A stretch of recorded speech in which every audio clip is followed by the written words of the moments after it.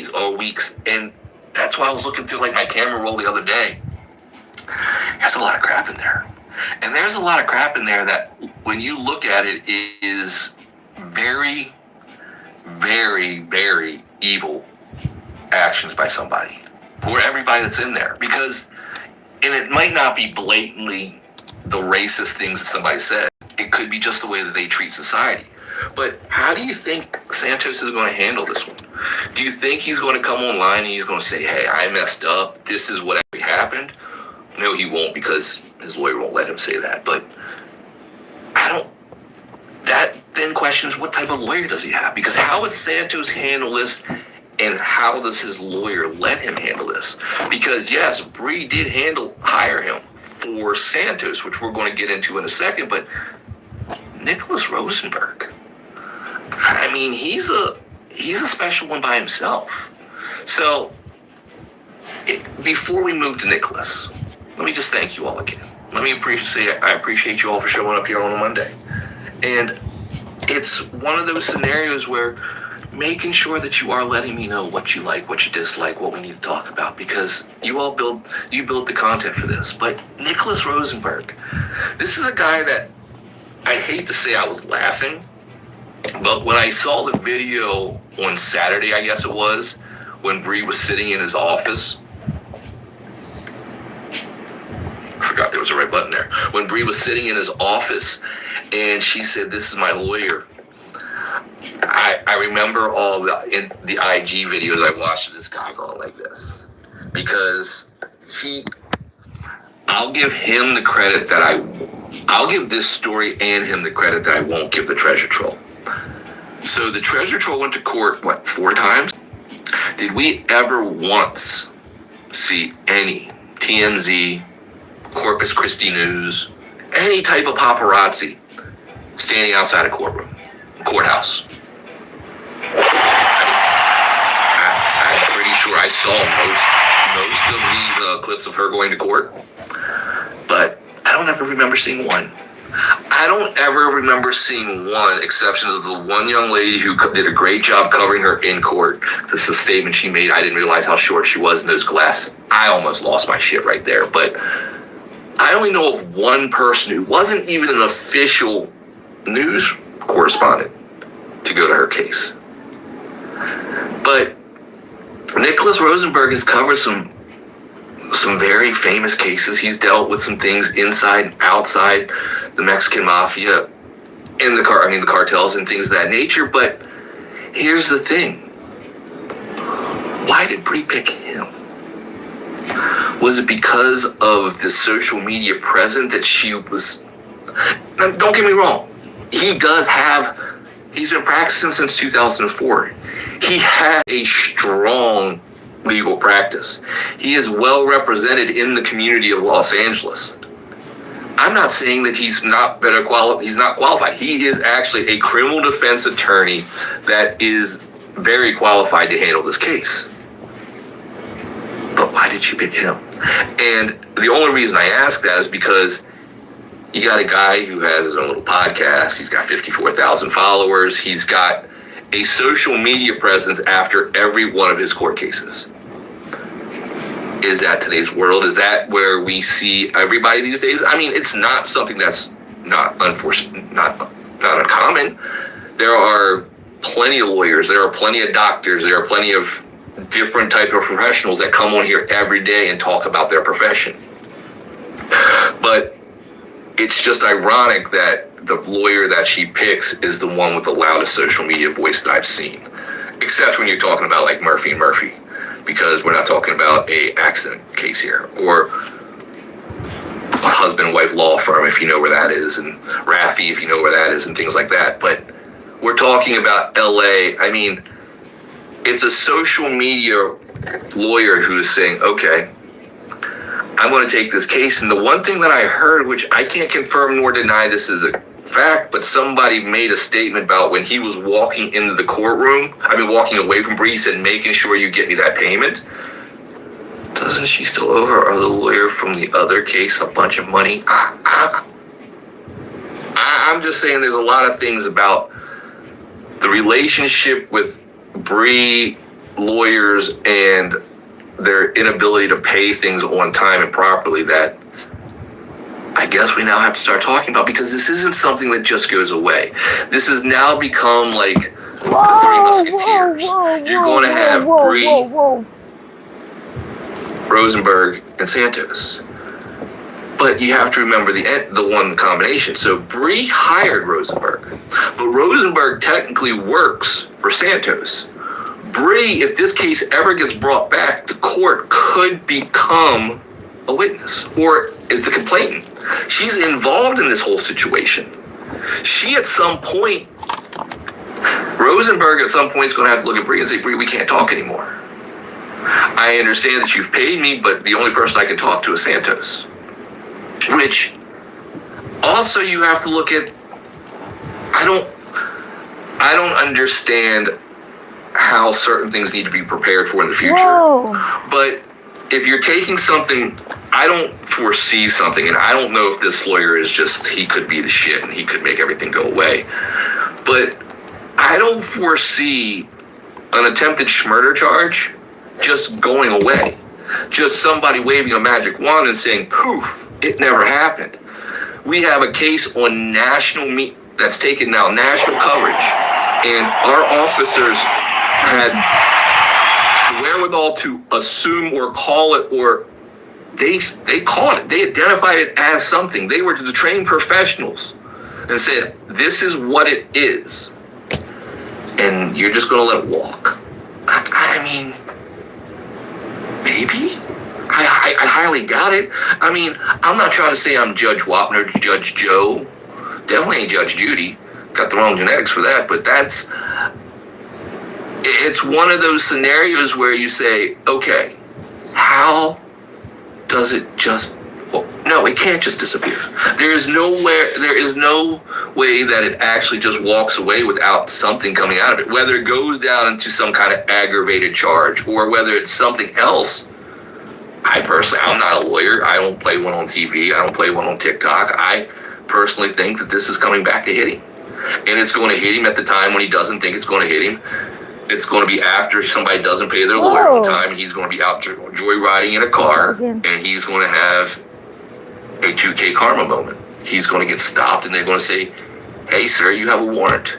Now, I hope that doesn't happen to anybody. It's one of those things that I don't wish anything bad to happen to anybody, but I just don't see somebody walking away from this unscathed, and I'm just not talking about the reputation. I mean, but where does the state go if they did make the mistake? I mean, we have to look at it from both sides. So you have a lawyer that can argue and explain the world and the case better than most lawyers will be able to. And he's going to present a story, or he's going to express, one second. Bubba's, I'm busy. I love you too. You have a lawyer that has the ability to articulate a message and tell the state that you screwed up. But did they? And that's the question that, I mean, somebody's Temu lawyer that just had to deal with a fraud charge probably couldn't have navigated their way through. But we're now talking about a situation where the state runs into a situation where if they do not make the right move, they're liable for slander and defamation of character? I don't know. I don't think so. But you now have a 21-year-old social media influencer that's been dragged across all types of media places, being called somebody who's committed or allegedly committed an attempted murder, but they charged him. They can't charge him. They don't have enough evidence.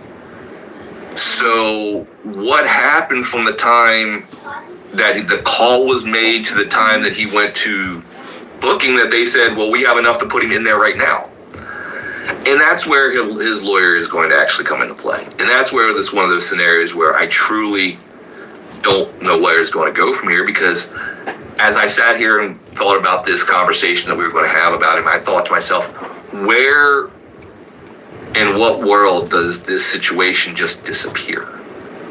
It's not like you were doing 65 and a 45 and the judge slapped, hey, it was a little bit of speed, don't do it again. It's not like you didn't come to a complete stop at a stop sign. You did California stop. You got introduced to the system because your significant other, the mother of your children, said that you could have, you may have done something to try to unalive them. And I'm not the one who's going to say that he did or he didn't. Like I said, until we see a police report, until we can actually read a line for line and say, hey, on this day he did this, then we will have that conversation at that point. But until that conversation is able to be had, we're going to look at every single option, every single angle that we can look at, because that's what we do here. We don't just take our prejudice because somebody is a accused SAer from a Miss Gold, or somebody had a illicit behavior with a 35-year-old at the age of 19. That's not what we base the opinion on. We base the opinion on the facts that we have no facts. We have somebody who lied to us from the very beginning, saying that it was nothing to do with the DV, as the only person who is out there spreading any information about what has actually happened. So I have a problem with giving that person any kind of credibility to start with, because now they're painting the narrative, which really starts to ask the next kind of conversation is, how does somebody involved as the significant other really handle or react with this in today's world, especially if you're a streamer and you make content. If you're somebody out there that makes content for a living and your life is put out there online every single day, is this a situation that you making sure you capitalize on? Is this a scenario where you making sure you're not the one that's not making money? Because I made a video as of yesterday about it, because she made the statement to Santos on the phone, and she's like, well, everybody else is making money on this. Why shouldn't we? Which spins into a lot of, it'll actually continue into some more conversations we'll have throughout the rest of the night, because you have somebody who puts their entire day-to-day operations out online. Everything they do from the time they open their eyes to the time they go to bed is to entertain the world. It's Big Brother. It's the real world going bad. I mean, it's B-rated reality TV at its best. But at what time do you have to take a step back and say, hold on for a second? Because if you do not have a good support staff, if you do not have a great legal team that is advising you in every move that you're going to make from the moment the actual situation that you're dealing with has occurred, you could do something to screw everybody up. And that's one of those things that you weren't doing on purpose. It wasn't a malicious act. It was because you were trying to get views and clicks. You were island boying the situation, trying to make sure everybody out there saw you kiss your brother. And those are the situations that people make mistakes. Those are the situations that nobody's ready to handle, because they're not something that we handle. There's not one person who woke up in the morning and said, hey, let me go prepare myself in case I ever get an attempted murder charge. Let me go prepare myself in case my spouse or my significant other gets an attempted murder charge thrown at them. If you are that person who has prepared yourself for this, I need you to vacate the live right now and block me and never come back, because I don't want to associate myself with that type of person, because that type of person isn't a good person. But nobody does that. Nobody wakes up in the morning and says, okay, some people do. I can't say nobody. There are some very, very sick people out there that I don't want to know what's going on between the two ears. I do not. But there's also the thought that the majority of the people, not the minority of the people, wake up and they have no malintent on their mind. They want to wake up, they want to go to work, they want to live their day, and they want to just live. They don't want static, they don't want any aggravation, they don't need any abrasiveness, they just want to live for a change. But what happens when your significant other says, I don't agree with that way of life. I think that I'm going to go be a tidal wave. I'm going to be a tsunami to your lifestyle. I'm going to make sure everything you think is normal is no longer normal. I'm going to sit there and say, hey, Mr. and Mrs. World, I'm going to punch you straight in the eye and kick you in the lower region. Why? Because I'm bored. But what do you do when that significant other does that? In two different conversations, it can be looked at. The conversation when you were involved and when you're not involved. And actually a little bit farther that, we'll address that in a second. If you were involved in a DV situation, I think you're just packing up your stuff and leaving, and you're not coming back, because I got this thing about people who raise their hands to people that they shouldn't raise their hands to. They're not going to change. They come from a traumatic situation that they needed to be corrected on, and we'll get into that in a different conversation. But you have these people who are being traumatized and being exposed to these situations. They either are going to say, okay, I am the victim, I have to leave, or I'm going to be the supporter and I'm going to stand here next to you. What do you do in that situation? And I mean, and this is a situation where these people are literally they're the complainant. They are the person that literally are charging the base. So I just got something in my eye. Give me 1 second. So when you have that person being the one who's affected, how do they handle it? I mean, we have Stockholm Syndrome, we have grooming that occurs, we have a lot of situations that we don't understand the mindset of these people that are being put through these traumatic situations. But how do we help ourselves if we ever get put in this situation? How do we help somebody that is in this situation? Because there are many people that we're going to see out there in the world that are victims, but they don't realize they're victims. They're villains and they don't realize they're villains. They're holding people and they're suppressing people and they're putting people in a situation that the person in that situation doesn't realize that it's a psychological warfare against them and they're the victim. They think they're there to say, hey, you're here to be my partner. You're here to complete my life, when in all actuality, you're just a pawn in their game. And that's where especially in a situation when it comes back to anything where there's a DV involved. Because if there's somebody being abused, that means that it's not just stemmed into a physical world, it's also in a psychological realm. And we talk about it constantly in the night. The psychological and the mental health of everybody who watches and views everything we see on social media and the effects of it. But what does that do to somebody who once it becomes your real life? When it becomes a situation where now you have to confront reality and you have to make a decision, is this something that I go dark and I just deal with as a family? Or is this something that you say, okay, I'm going to exploit it and make money out of it? Because we're going to watch the perverse opposite of it happen here very shortly in a conversation in a couple of minutes. But what should Bree do? Is there something that we're not seeing that we'll eventually know, or we may never know? Is there a conversation that is happening behind closed doors that prevents her from telling the truth? Because you have a situation where the significant other is the mother of the child that was just born a month or so ago. Which, I mean, in today's world, keeping a family together is one of the most important things to do, because you want you want that child to experience the love. But at what cost is she letting that child be in an environment that's not conducive for a child to be in? I can't make a judgment call on either which way on what she's really going to do, because part of me says, well, look at what's happening with her and her ex.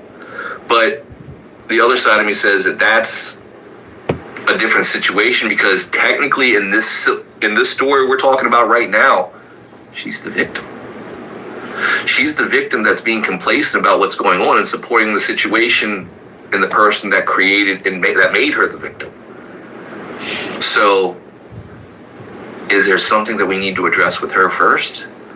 But if you take the person out of being the victim and they're just your significant other, do you support them through something like this?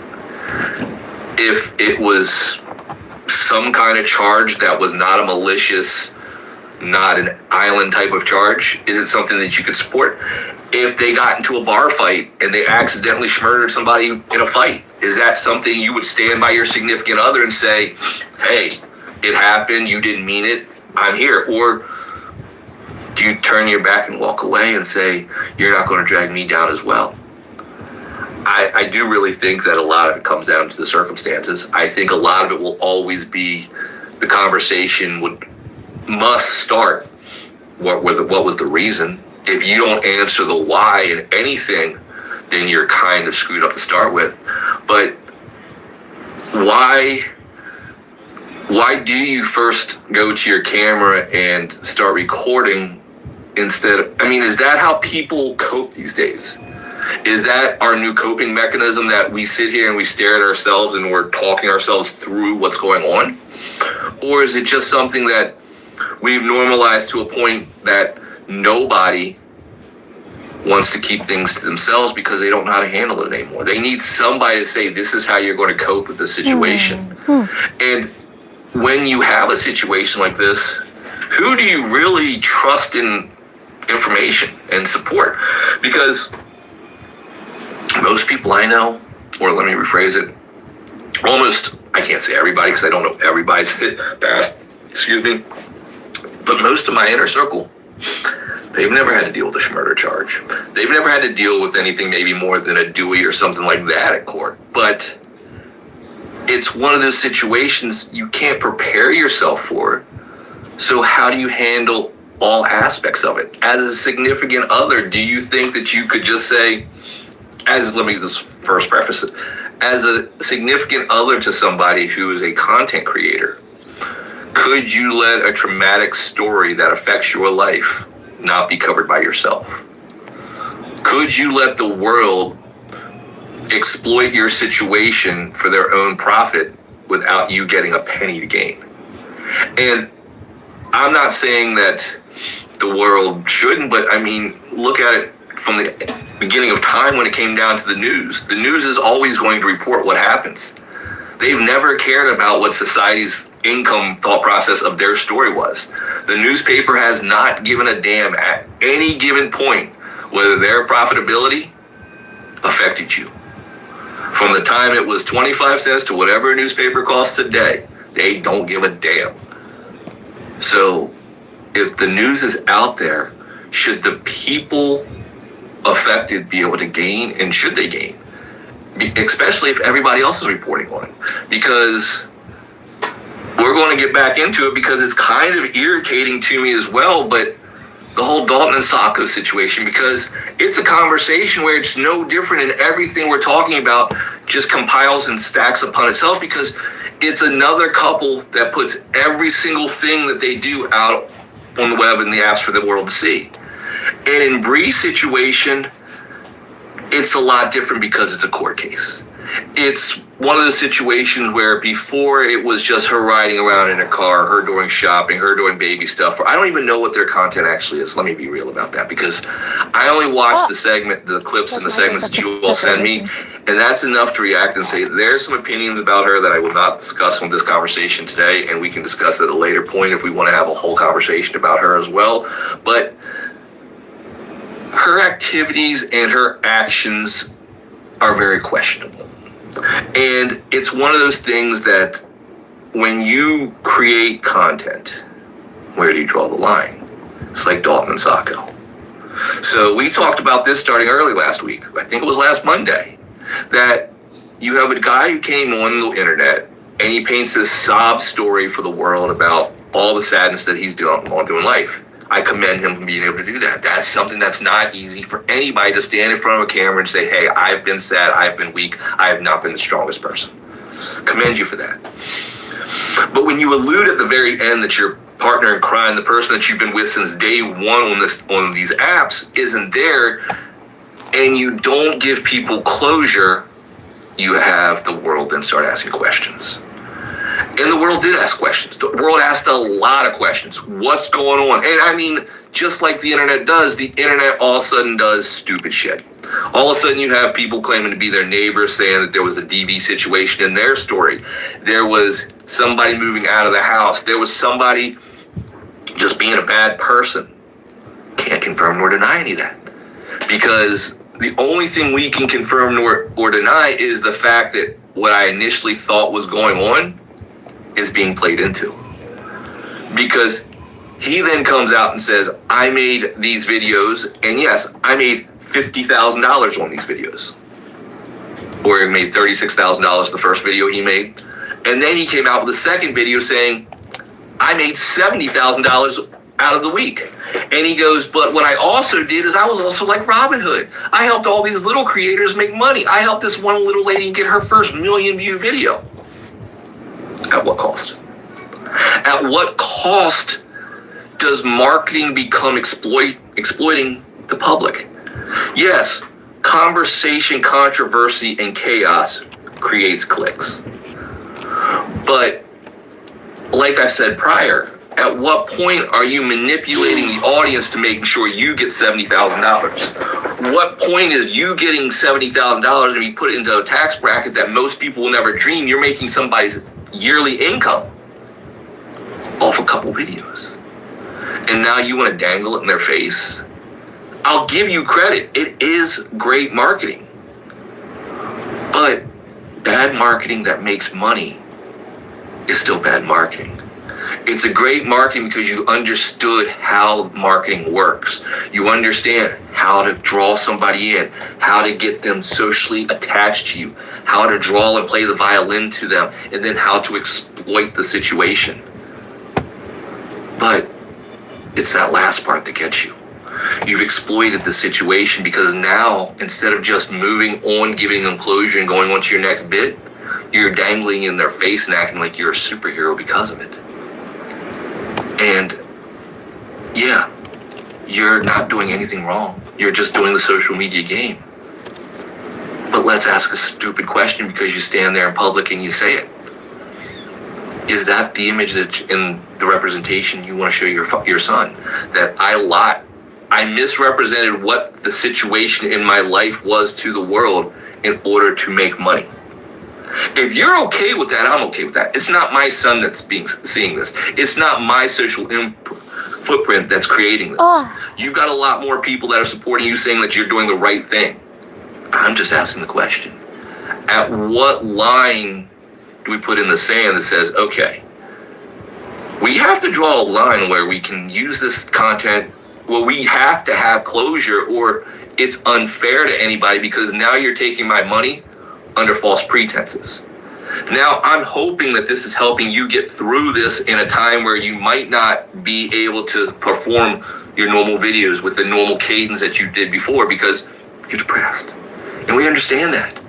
But to drag people through this way and say, okay, I'm going to put this scenario out to the world to see, and I'm going to let them play their little violins. I'm going to let them paint all these pictures of all these scenarios, whether they're right, wrong, or indifferent. I'm just going to let them marinate. And then I'm going to sit there and I'm going to say, okay, I did it all for the money. I mean, it's gotten so bad that people are zooming into the pond that's behind him and saying there's irregular shadows in it. And yet this guy's still standing on the internet saying, I got people to click. I got views. I made other people money, so it's okay. It's okay for me to mislead the world because I helped people on the way. I mean, I guess if you look at all the people that they had to hurt and do real harm to when they were trying to figure out how to amputate limbs and how when they were trying to cure brain tumors. Yeah, I guess you don't worry about the casualties of war as long as the war was won. You can't look at it like that. That's what's taken our society to a situation where we're like, we don't care about ethics and morals anymore. And like I said, I'm not the one here to judge what he did was whether it was right, wrong, or indifferent. I'm here to just have the conversation of saying, is this something that we're going to let be acceptable for the rest of the world to do? Because what it's going to do is exactly what it has done. And I saw right before I got on here and did this, somebody said, Dalton's right. I said his name in a video and I got 400,000 views. but I did it in a different way, so it made it okay. No, you didn't. You used somebody who misled the world to start with to get other views. You did the same thing he did. I mean, am I wrong? Am I wrong to think that we as content creators and people that, if you use the term influence, as we influence the people that watch these videos that do not understand the true picture? They do not understand all the details, all the side notes, all the footnotes that we should have probably elaborated on as we were telling the story and as we were doing our research. But instead, we just want to give the people the cliff notes and give them a point of suspense, which is playing into all the clickbait triggers that we can possibly throw at somebody at one time. And we're going to let that happen. Are we truly going to say that somebody who is going to come on the internet and say, I made $70,000 off of exploiting your thought process is okay? No, it's itchy. I mean, I'm not, like I said, I'm not trying to be the judge, jury, and the executioner. But the problem of it is the internet always is.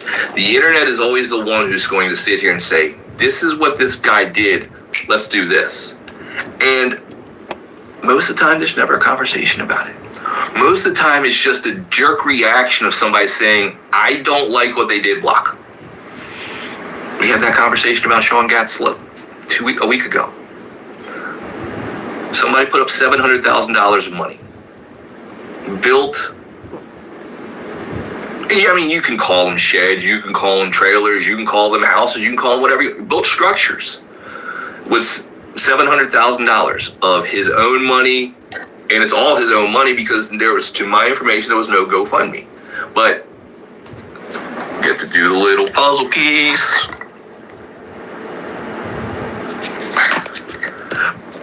I had to do the puzzle piece, but to my knowledge, he never took a GFM.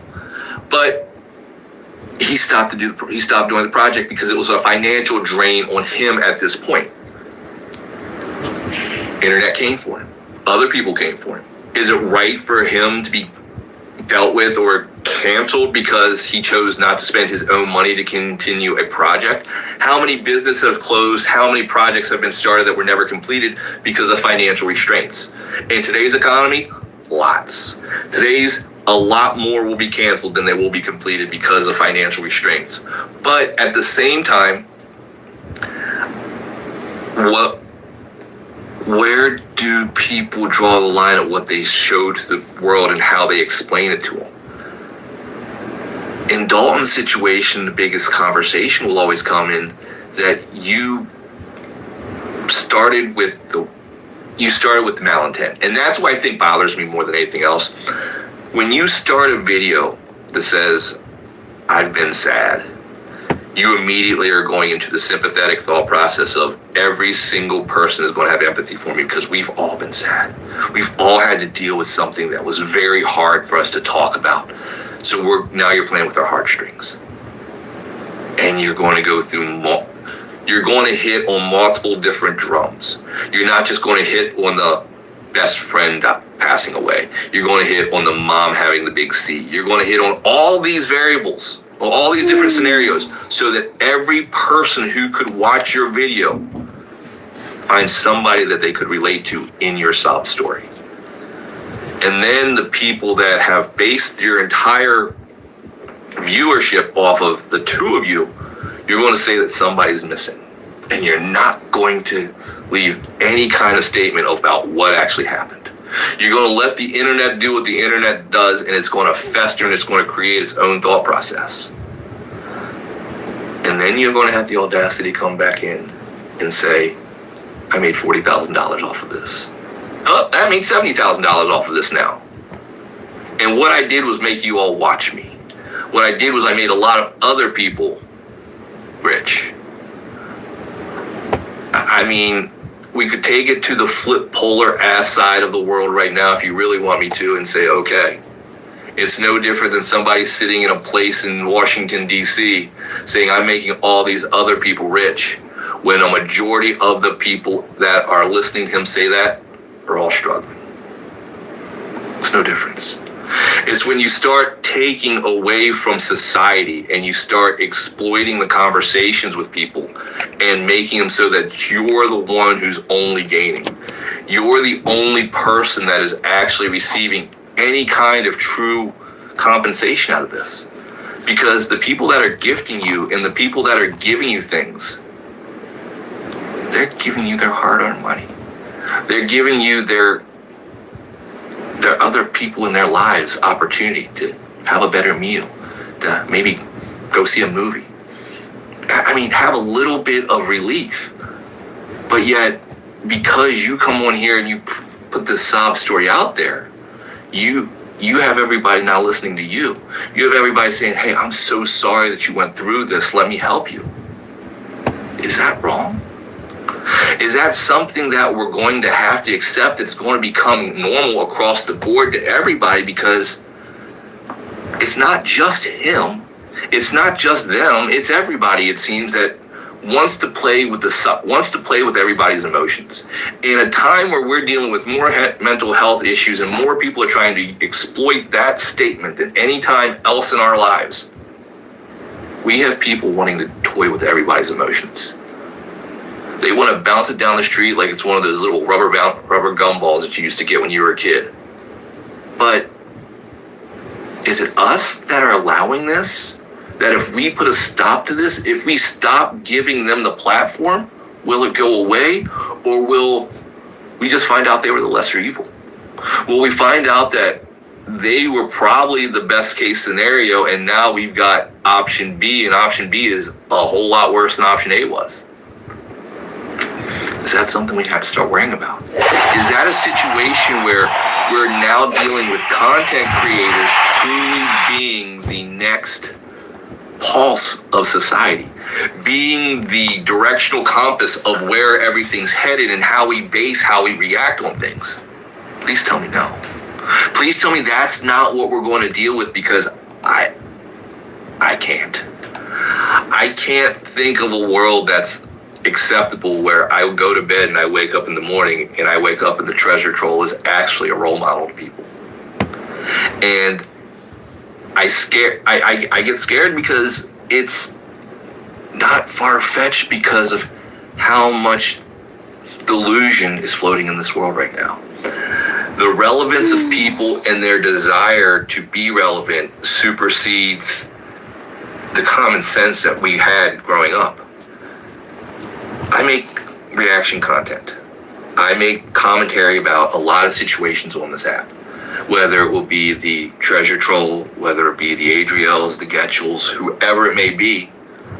I have conversations about people you all send me have conversations about. Some of these people we have conversations about, I enjoy the conversations.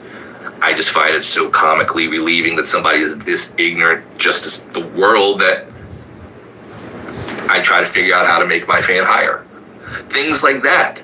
But what happens when the people we make videos about start just using them for clout and start but start using them for attention?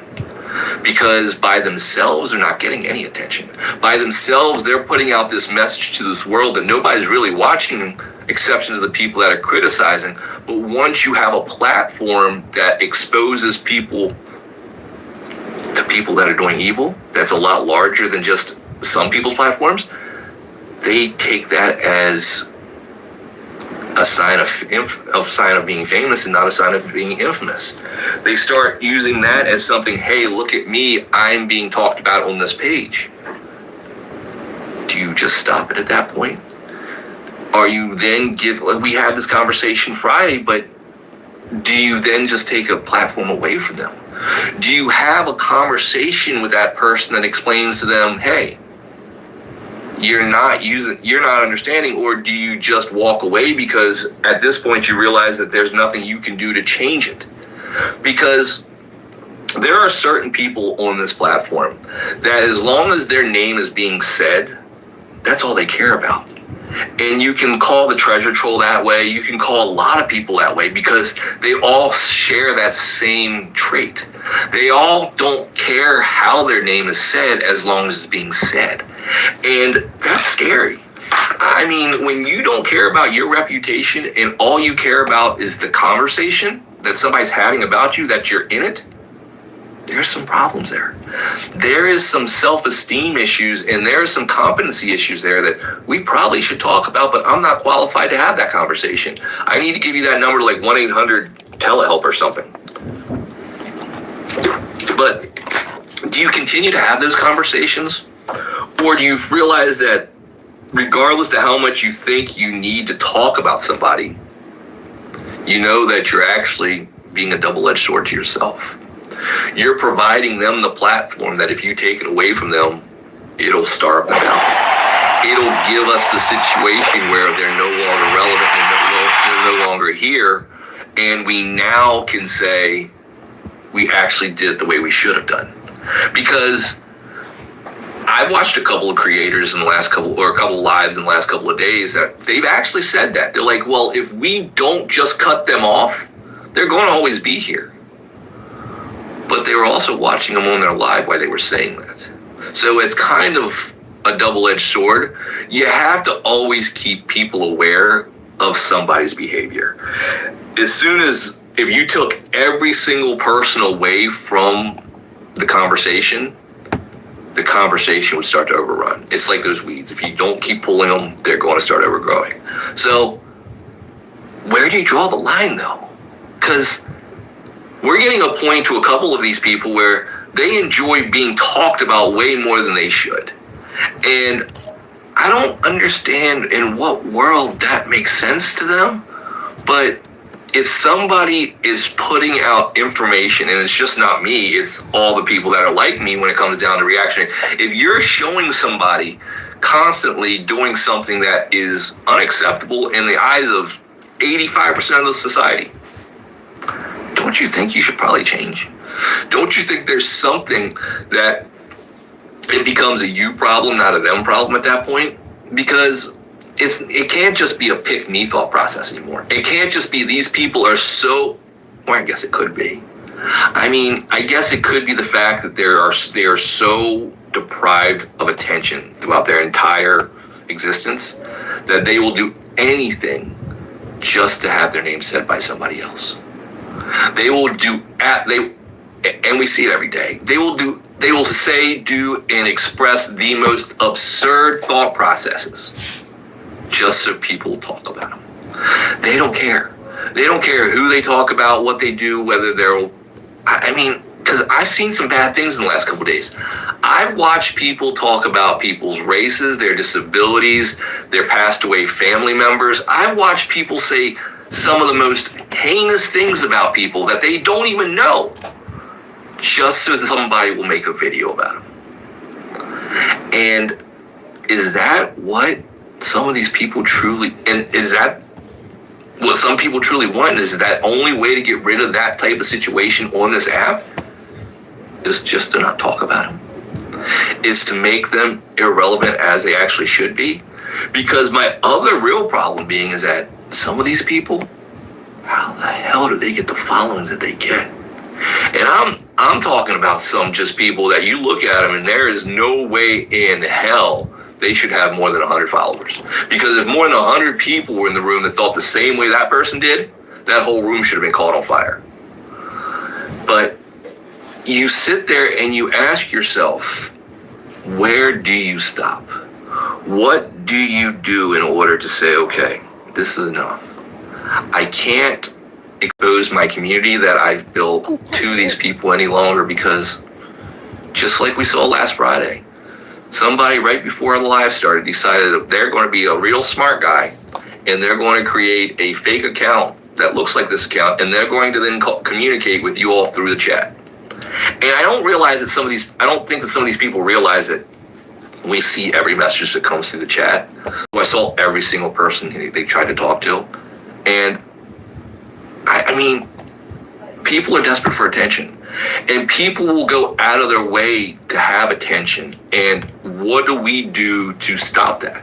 And I mean, it comes down to every type of attention. I'm not talking about just influencers that are trying to make stories that people draw themselves into. I'm talking about people that go into lives and try to take over the lives. They sit here all day long and they push the take me up, pull me up the panel, because they want the world to see them on your platform. Or they want to make themselves known in your comment section, so they sit there and they berate and they talk about whatever they want to talk about that is not conducive with the chat. Where and how do we then address the situation? Are these people that need to be put out on their own little island somewhere and we need to make sure that they never come back to society? Are these the type of people that, regardless, like I said earlier, regardless of what we do, there's always going to be another? We can't remove one because the 2, 3, 4, 5, 6 behind them are 10 times worse. Sure hope not. But that's where I hope that the conversations that we have and the things that we talk about throughout all the lives that we're going to do have something that you all walk away with. I mean, I could just make the lights flash and everything else and dance very badly behind here, and you all could laugh at that as well, but that's not, I don't think you would take anything away but maybe a chuckle. Because it's one of those scenarios that we don't understand how to really absorb what we're absorbing. I watched a 21-year-old man cry on a phone call this weekend, and his significant other thought that it was appropriate to broadcast it across social media.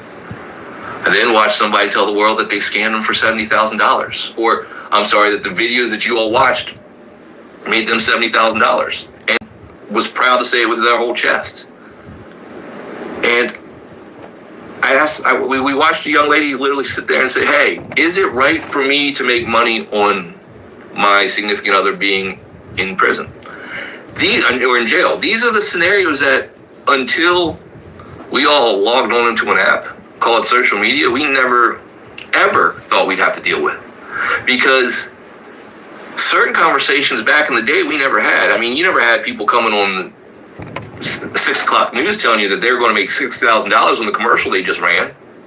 But yet it's okay for somebody to do it on the internet. It's okay for somebody to be so out of touch of what's happening in society that they're going to broadcast their financial earnings and tell everybody out there that they're basically a POS because they're not making the same money. Or they're going to tell you, you can do it too. It's not that easy. That's why the internet and this whole social media thing is the 1% game. It's 1% of the people figure out all that, and the rest of us will sit here and struggle. But at what point do we draw the line of what we're accepting the content creators to put out there for us to see? Because we have to at some point say, okay, there has to be a standard. There has to be a point where people, I mean, you can somewhat appreciate the fact that the AI fact checking is coming up here every once in a while, and it's giving you summaries. It's telling you some people are not a credible source of information and things like that. That helps, but that's not going to always do it. I mean, right now we have to get away from the way that we're heading and recorrect the ship, because right now it's fucked up. When we look at it and we sit there and we say, how many scenarios that we think that we were going to deal with that were like this? No, not one was something that I ever have to think about like this. But as somebody who creates, as somebody who consumes content, do you think that we give the person that we react to more of a voice so that they can express why they're doing the things that they do? Or do we just express our opinions and move on?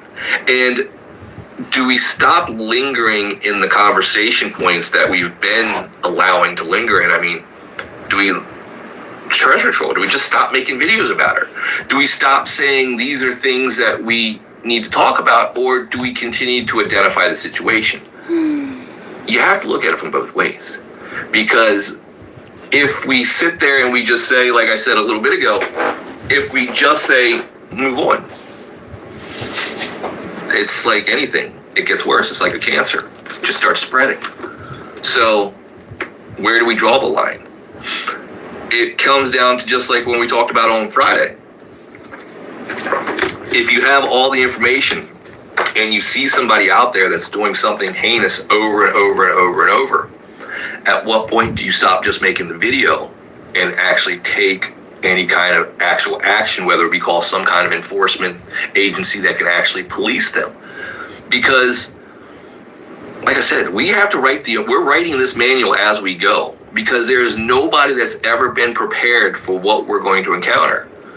We have people that have zero education making more money than most people ever dream about because they're able to hit a red button.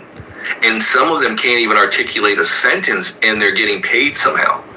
And that's a whole other conversation, because the amount of money that some of these people are making for being able to absolutely do nothing really shows how bad businesses don't care about where they spend their money.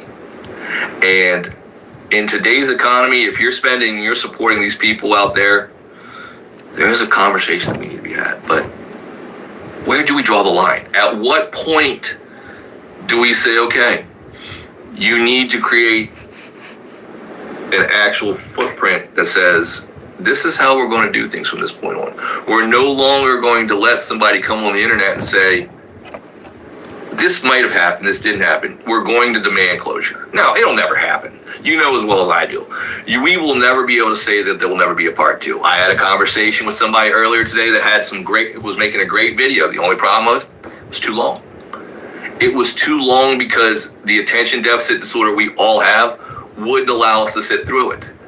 But when we chop videos up, do they have a tendency of doing better? Of course they do, because if there's enough draw to them, people come back. But where's the balancing act come? Where's the balancing act come where we have to put the disclaimer out there that what is our intent on why we're doing something? And when we find the intent, do we always have to make it clear? Because if not, are we taking away from that? Are we taking away from the curiosity side? Are we taking away from the side that creates that initiative for somebody to actually watch past 5-6 seconds? Because you all can lie to me if you want, but let's be real. How many of us actually watch a video all the way to the end? I mean, some of us, very rarely. It's one of those scenarios where it has to be, you have to be consumed by it. It has to be something entertaining. It has to be something that's worth watching. And when I'm saying that, I'm not talking about the 7-second dance video, the quick transition video. Those are easy to watch. I'm talking about the long form 2-3 minute video where we're watching the whole thing. Now, the benefit of it is you can hold down the screen, it can go faster, but how many of us are watching the entire video these days? I say not that many, because there's many of comments that I'll get or messages that I'll get about somebody saying something that happened at the end of the video if they would have watched it. Key example, the Getcha video that went up today. About 20 people messaged me say, hey, did you see the picture of them at the grocery store? It's like, yeah, the one that was at like part 2 minutes and 37 seconds. I don't know the exact time of it, but you know what I mean. And I appreciate the support, but our attention deficit disorder, so sometimes when we're making judgments about people, do we really even know the full circumstances? Do we really know what's all going on because we didn't watch the whole thing? And that's the question that we have to ask as well, is that before we're making a judgment on anybody about anything, even if we think they're just toying with our violin strings and our emotions, do we know the full story? Now, I've said it a million times. I've sometimes had to look at a video that I've posted about somebody and changed it or re-recorded it because the clip that I was sent was 5 to 10 seconds shorter than what I needed it to be, because I lost the actual relevance of what the statement was without the part in front. And sometimes it doesn't matter. Sometimes I don't care and I'll just let it run anyway, but sometimes it does matter. And because when we're calling out specific videos, the details are very important. Just like, why does everybody want to try to be relevant is the conversation we will spend into, because if you look at these people that are doing everything that they're doing just to be relevant as people creating controversy, what about these people that are just creating controversy by themselves? What about people that are sitting there going into chats, going into DMs, and instigating problems because they have nothing else to do? And that's from the craziest things that I've seen, from things that I've been sent that I can determine immediately are AI screenshots, because some of you didn't remove the watermark from the AI program you used to make these screenshots. And you're trying to create controversy between groups, people, or false narratives about stories. And I can understand that like I said, I'll say it a million times, there's not a person who's going to come on this app that does not want their content to be viewed.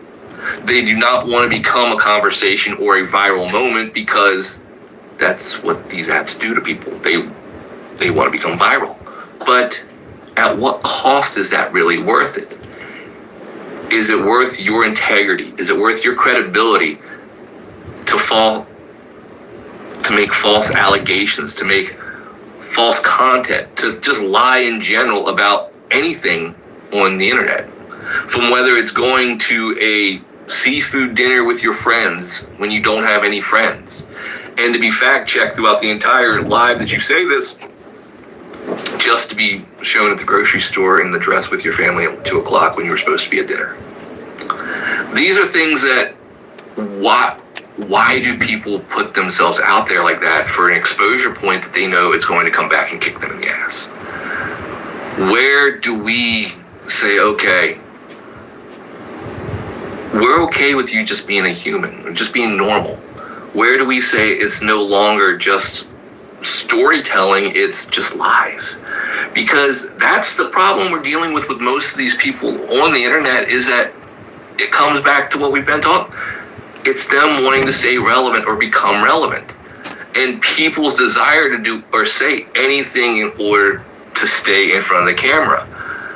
I receive countless DMs a day, and some of those DMs are some of the greatest information I will ever get. But like I said, some of them are people fishing for some of the most random things. Like today's biggest fishing expedition was, what do you think of this creator in this video? What do you think of this person in this video? Same thing I think about everybody. It's their opinion, it's their video. Do you like it? I haven't watched it. I'll go watch it, and then I'll tell you it was a great video. It was their opinion, their video. Everybody who's on this app takes a lot of time. Or not a lot of time, because I don't take a lot of time. They put a lot of effort into making content they hope that people will absorb and consume.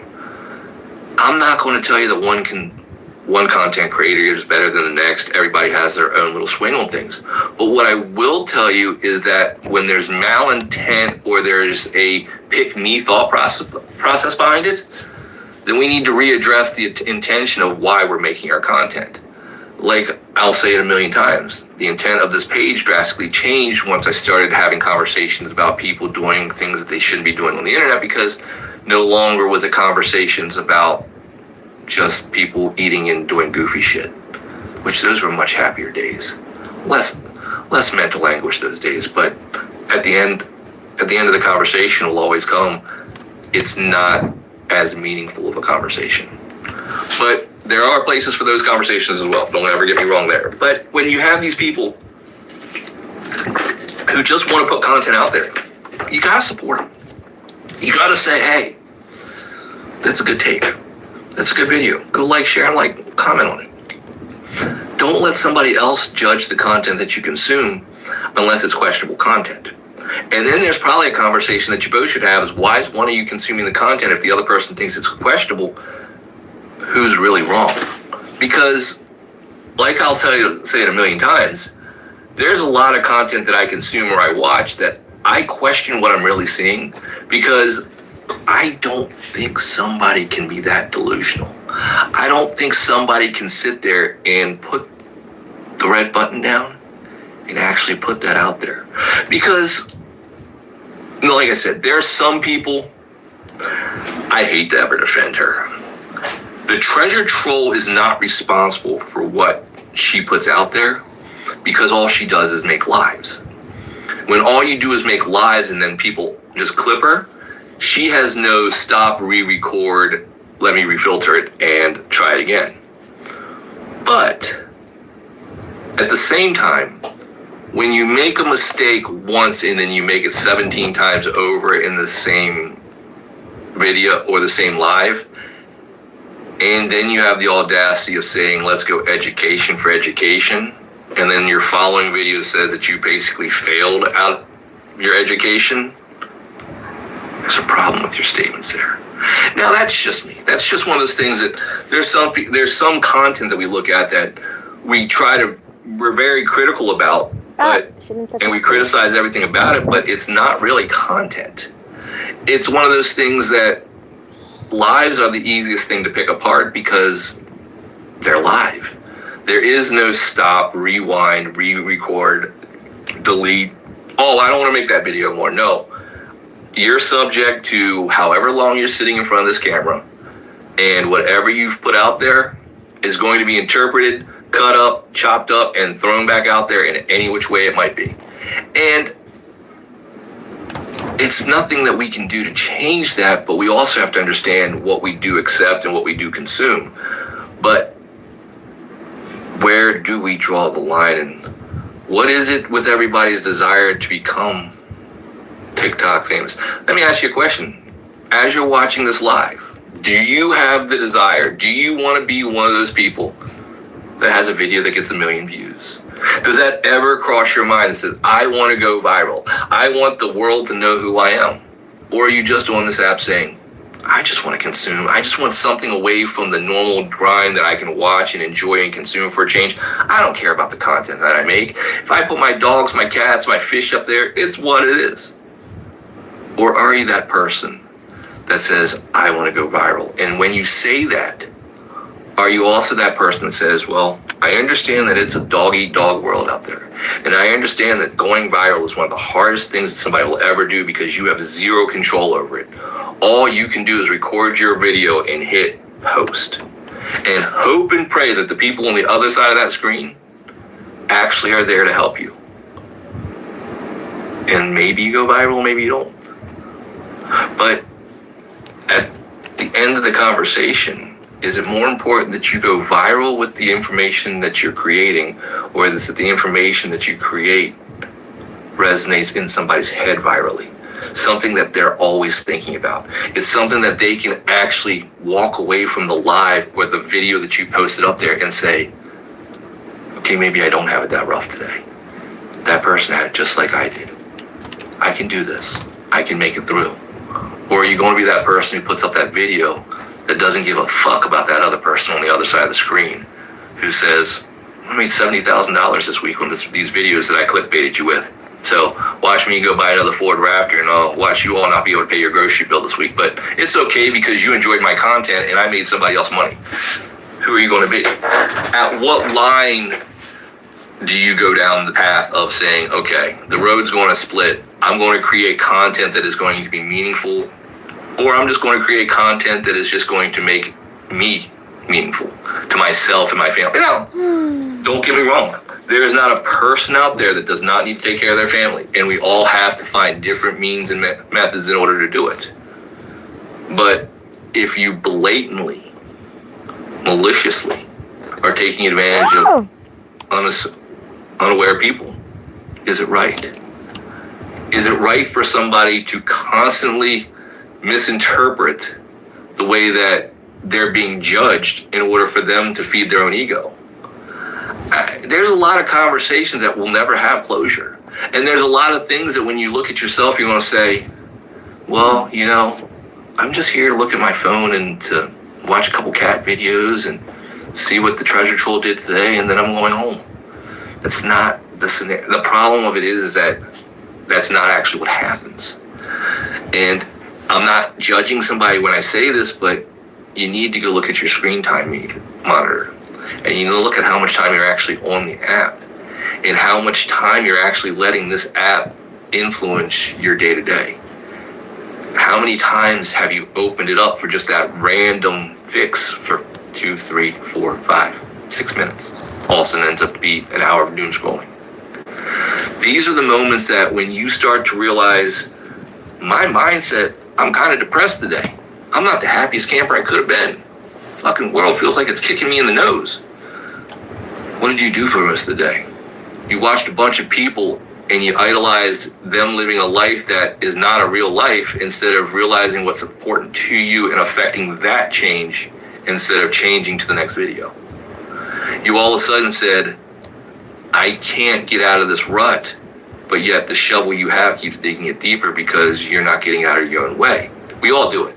There is not a thing that I ever say that does not directly affect me as well. So it's not like I'm trying to be in a glass house and out there rocks. I know that I am. I know that there's times that I get on this damn app and I look at it and I'm like, I really shouldn't be on this app. I've got shit I have to do. But I then argue the thought process of, well, what I do is for my part-time entertainment is I talk about these people. So in order for me to talk about these people, I have to watch these videos, and there's a lot of other things I need to get done.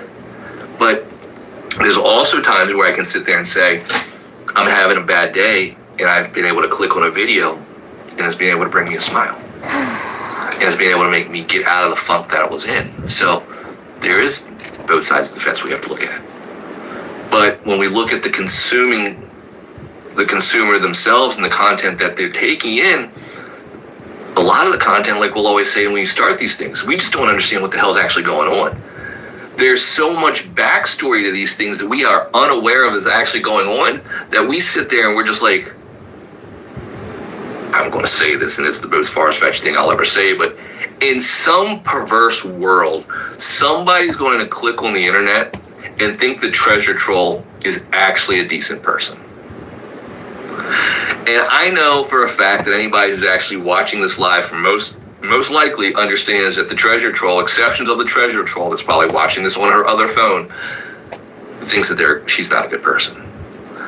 But in some crazy world out there, somebody might go onto this app and say, oh, she's not really a single mom because her brother lives with her, but you have the fact that she's not raising her too cute. Nobody's going to say she's a good person. I can't even get to it. I almost puked in my mouth trying to get to it, okay? It's not going to happen. Because every time I spit it out, no. I'm just happy that she didn't contaminate the BTS concert. That's all I'm really happy about. Because she probably wouldn't have been that welcome around there. But then again, I don't think there's enough security in Texas to handle BTS and her in the same arena.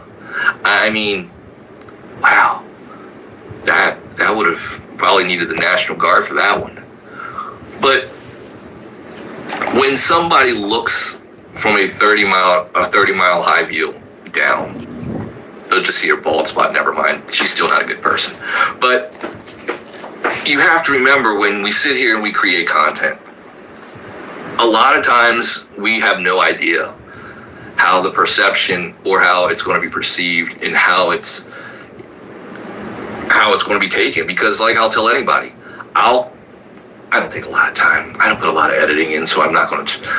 The videos that you put the most time and effort in and try to make the most impactful message flop every single time. You'll spend 2 hours editing and you'll get 200 views. You'll spend 2 seconds editing, you'll get 1 million views. You'll say the dumbest thing in the world, you'll get 1 million views. You'll say the most articulate, most heartfelt thought, nobody will ever see it. It's just the weirdest thing about the algorithm. The algorithm doesn't truly reward positivity. It rewards production. It rewards interaction. It rewards all the things that it shouldn't. And that's the problem with social media. Because you'll get to a point where you have whoever ever thought that we'd sit here and we'd have a conversation about some 21-year-old kid who was facing an attempted murder charge, who was introduced to us because somebody's 15-year-old daughter thought he was cute.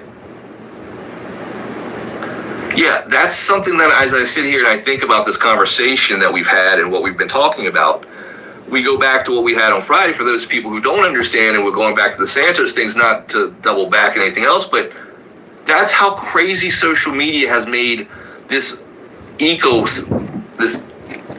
let's call it what is the swamp that they call social media. It's not even its own universe. It's a swamp. It is a hazmatic swamp with a bunch of toxic gases coming out of it. But you look at how all these worlds intertwine themselves between the Bree, the Santos, the Treasure Troll, the 2Ks, and all these people that pop up on your feed every day, and all the trouble and issues that you have seen in the last 10 days.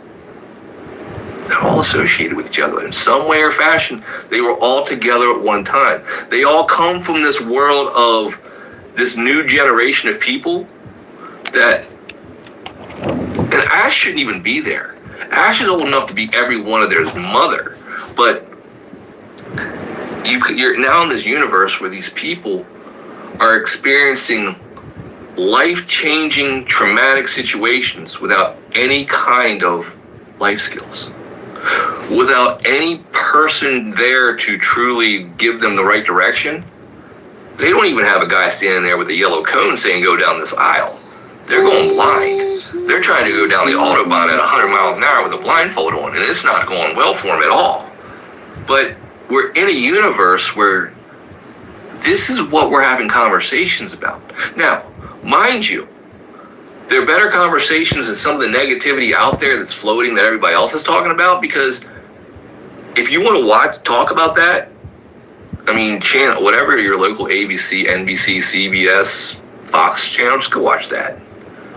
I mean, that's more depressing than sitting there and watching social media, because that just proves how stupid we've let this world become.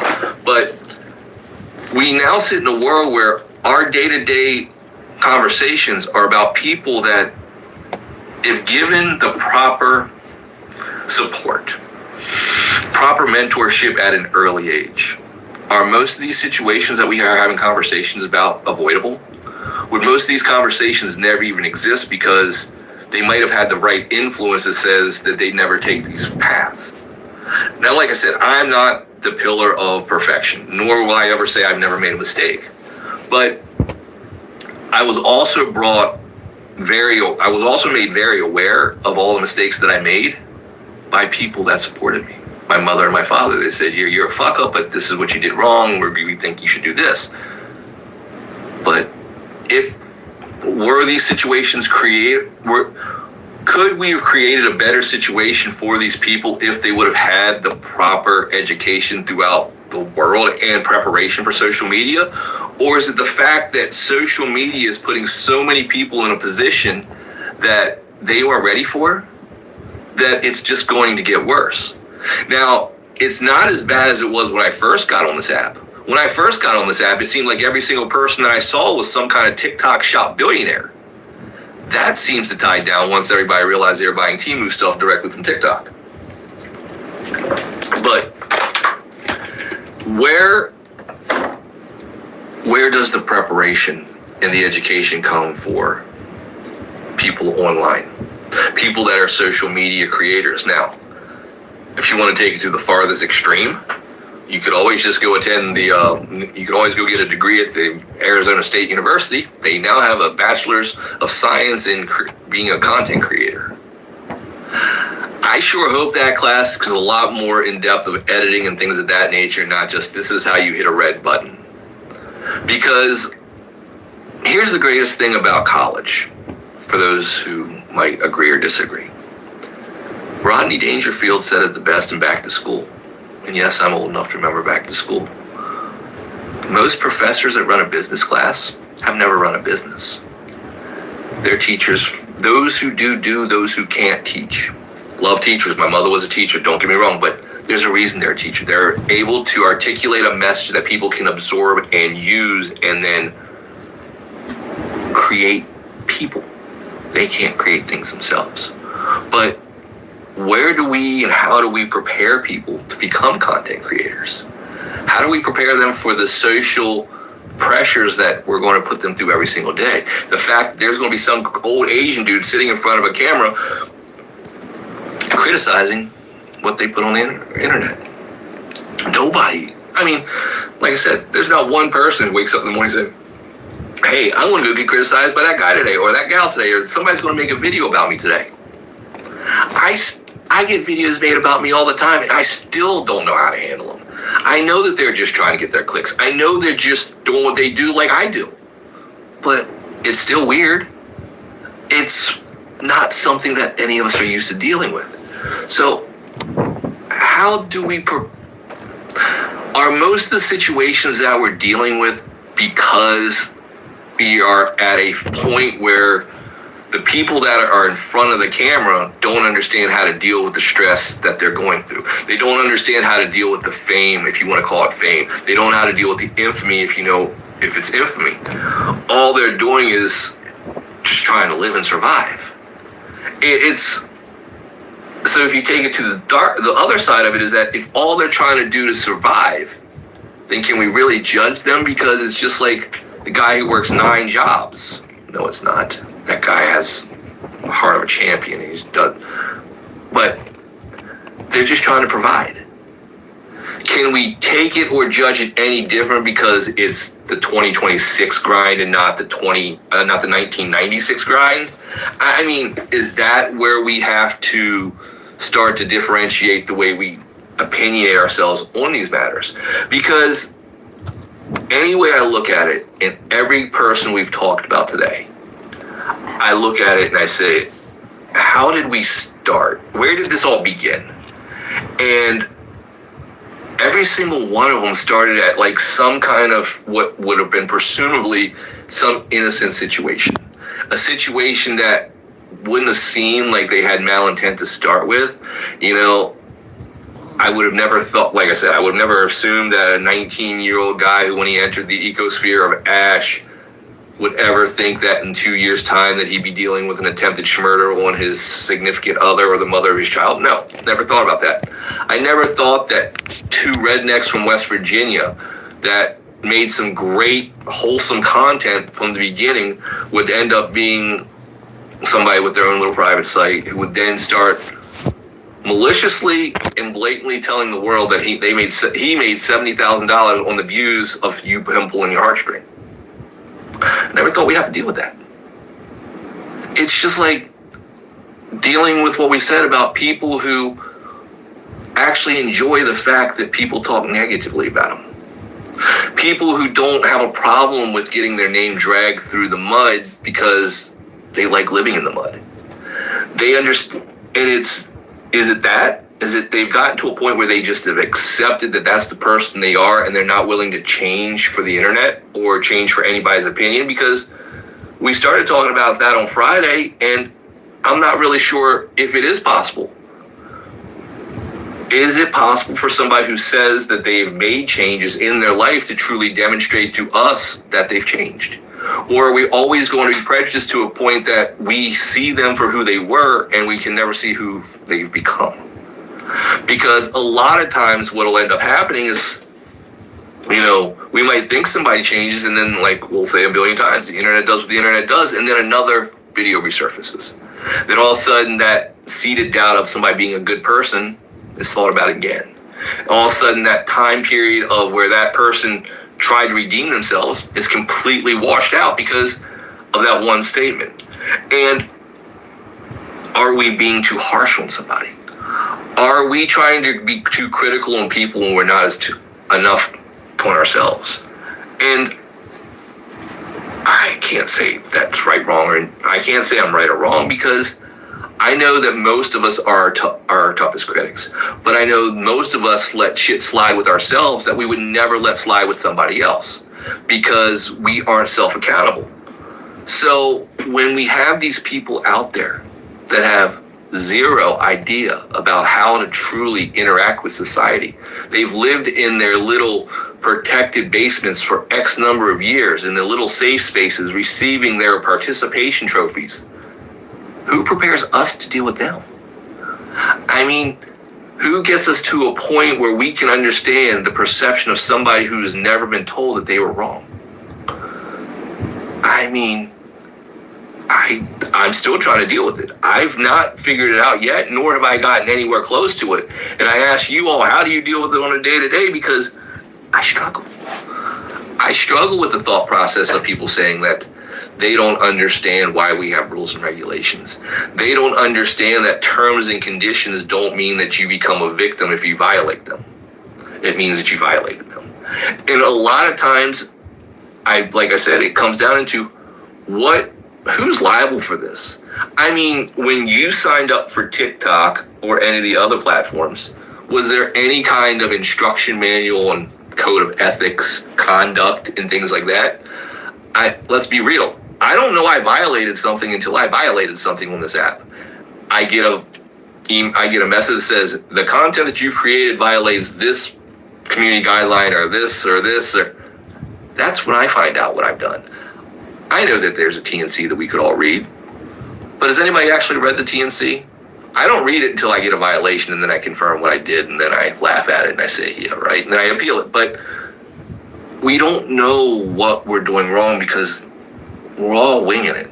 And it's one of those things that should we be able to hold people accountable that that show themselves online. I guess you could say expose themselves with some people, because she did have the Nunu slip, the pepperoni slip. Yeah.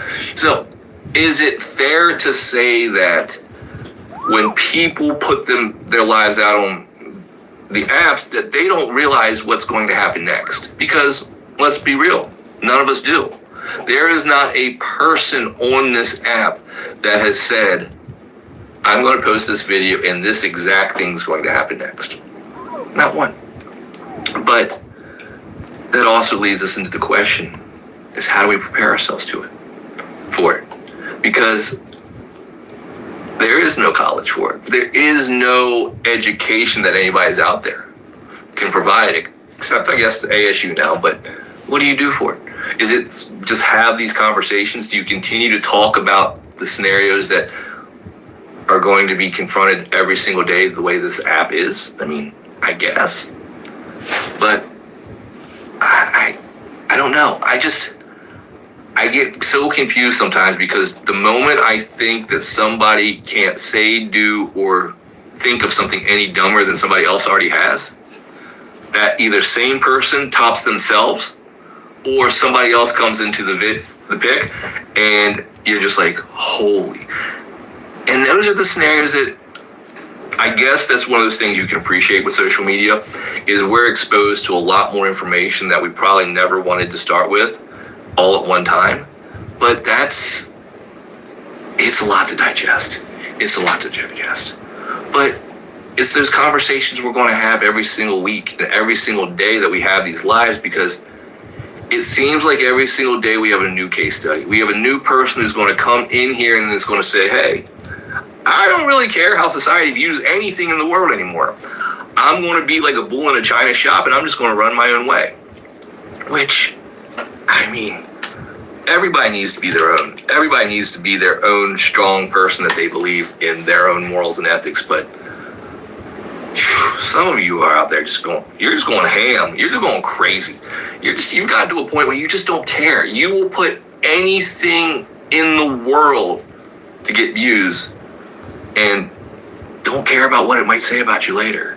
And that's what really scares me more than anything else, because I question why you've gotten to this point where you just left in the corner and told not to come out for a while or something, because the rational thinking behind it all, it doesn't make any sense. It really doesn't.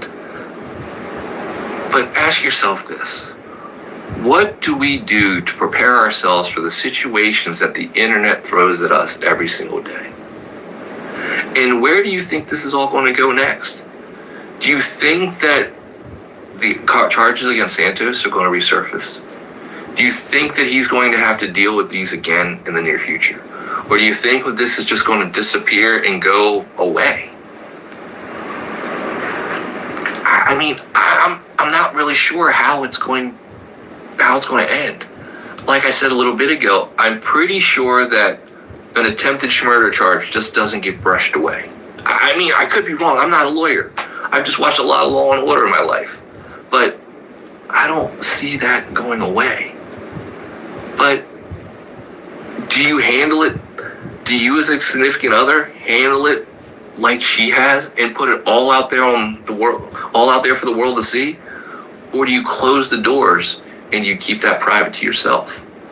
Because there's a lot of things to be said. Because like we said earlier, some of us, 99.9% of us, are not conditioned or properly trained on how to handle the media the way that you're going to when you're dealing with and it's high profile just because they're a social media influencer, but because people are watching. And you say dumb stuff online, you say dumb stuff on an interview, it comes back to haunt you. But do you sit there and you put yourself out there to make sure that you're getting paid for it as well? Because if the internet is going to get paid for it, is it justifiable that the person creating the story should be the main character and the main person paid for it? I mean, I don't know.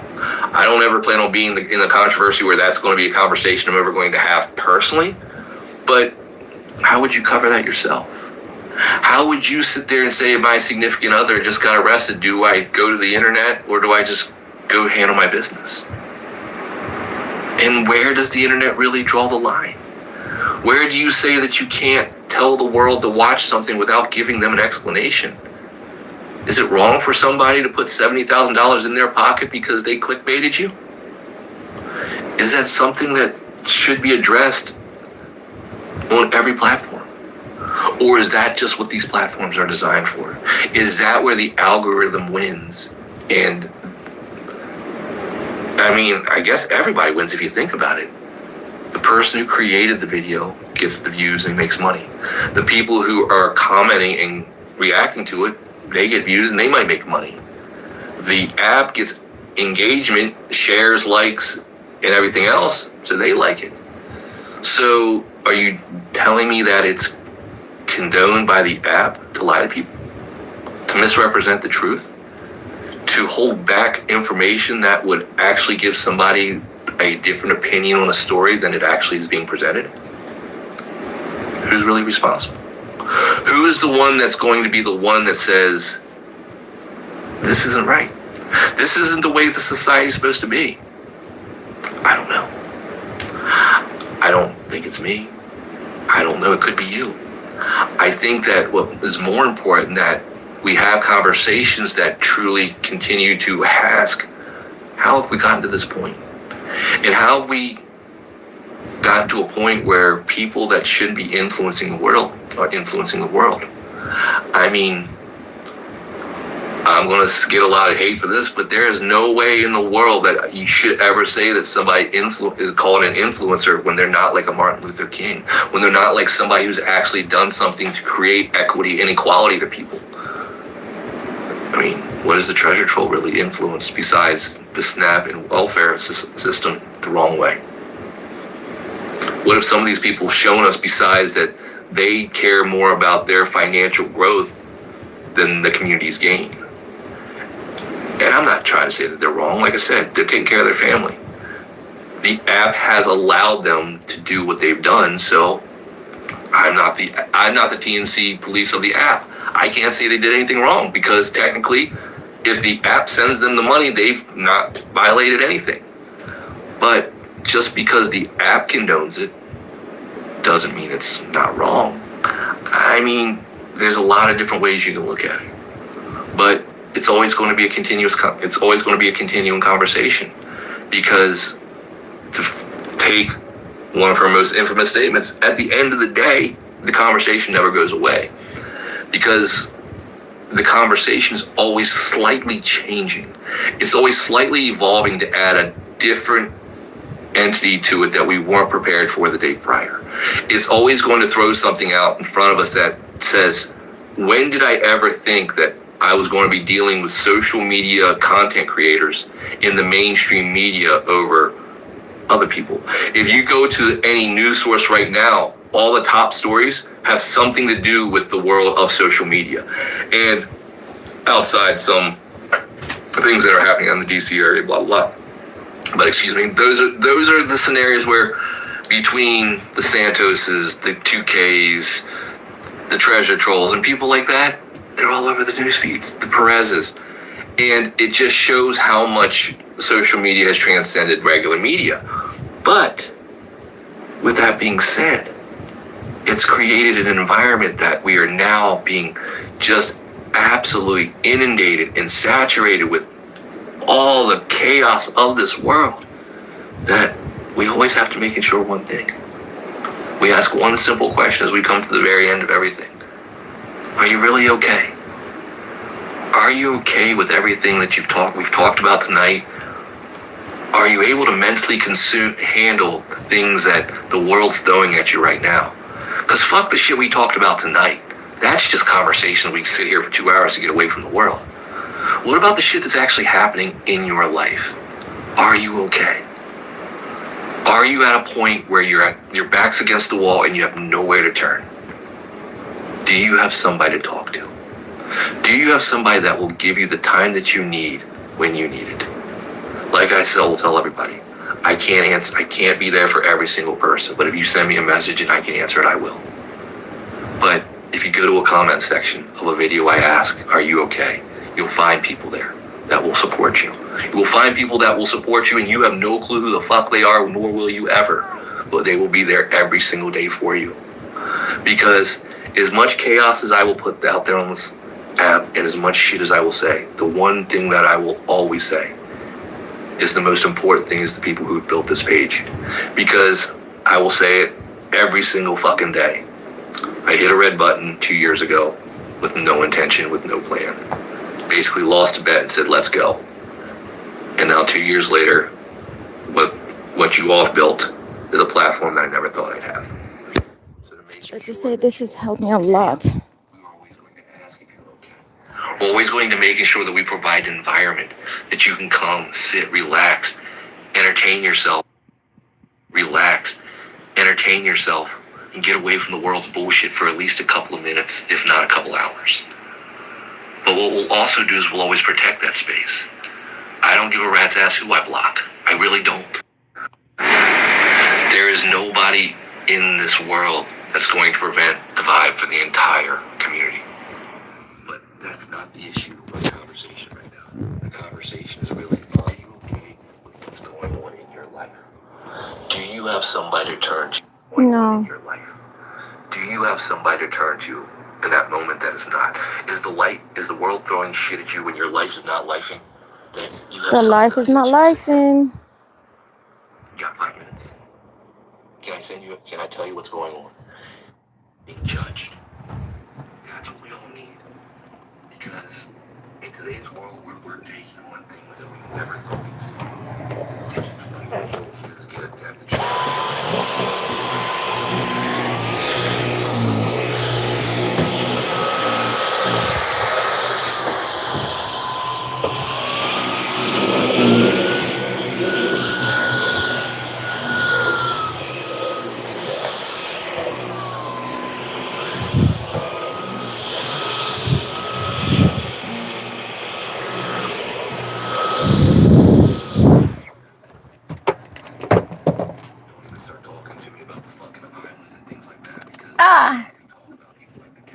Shoulder, lower back hurts. Your shoulder and lower back hurts. Ouch, ouch, ouch, ouch. If you don't, making sure you have a life raft, you have a life preserver, you have someone who you help, you can't go here. It's one of those things that I appreciate the people who send me messages and say, hey, are you okay? We send you a lot of crazy shit. Can you handle it? Yes, I'm fine.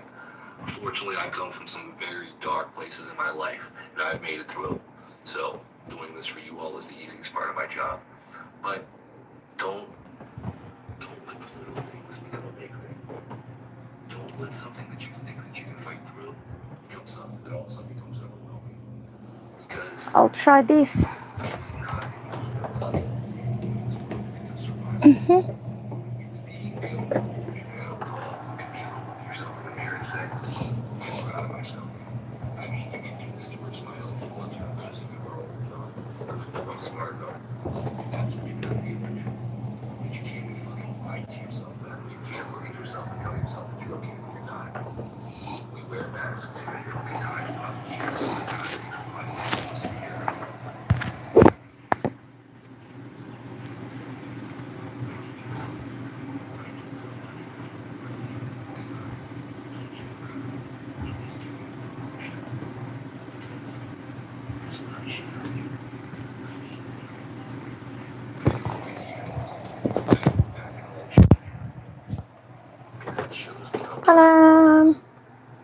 TikTok shirt and t-shirt. I love it. I'm not going to say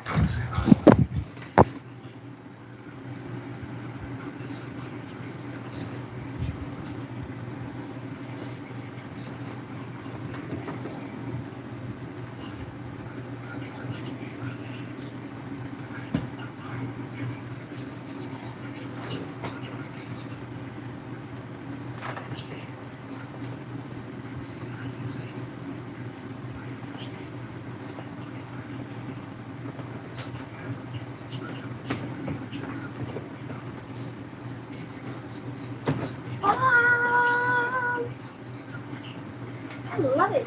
I love Robinson.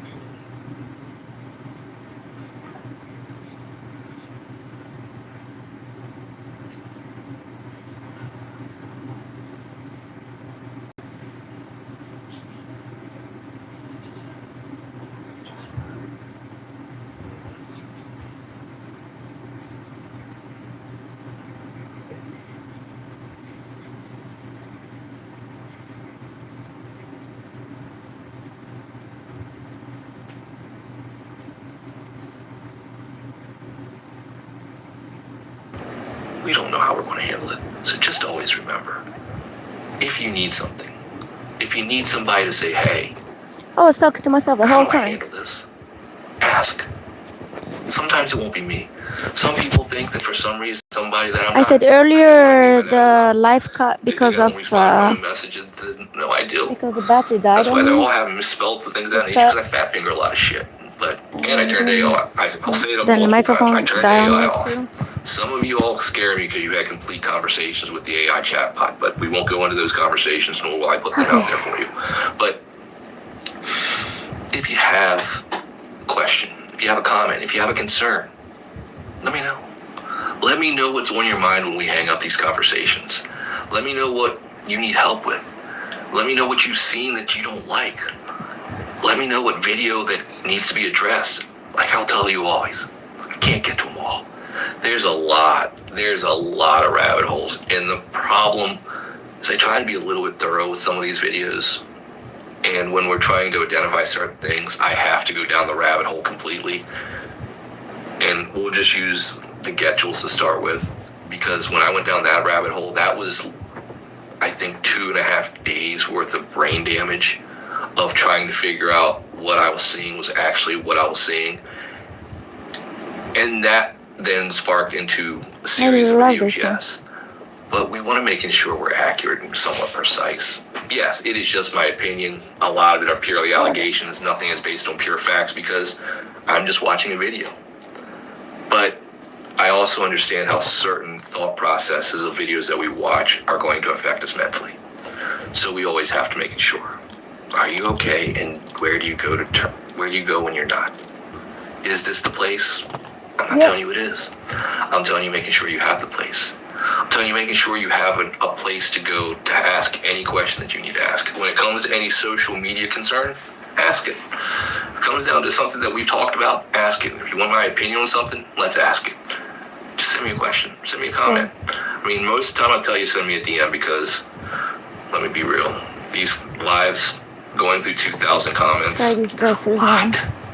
It's a With all lot. these sections. But I do it because it's for you all. But just making sure that you have somebody to talk to.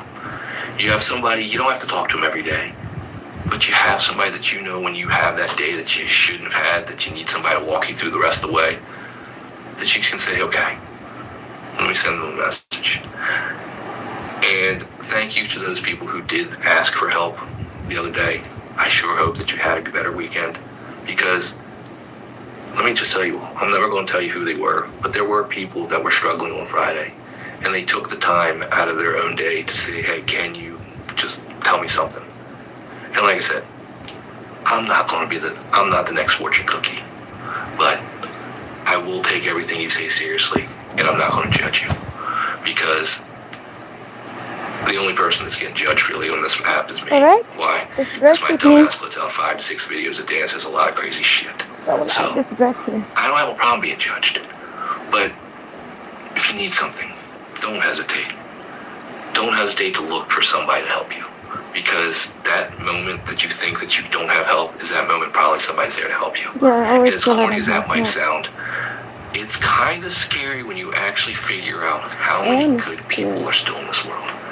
And I am very blessed to say that a lot of them have found this page, and a lot of them are going to be there when you say, I'm not having a good day. And those are one of those things that I never want to take away from this. And like I said, the moment somebody tries to start taking that away from this page, they're going to become the next main character.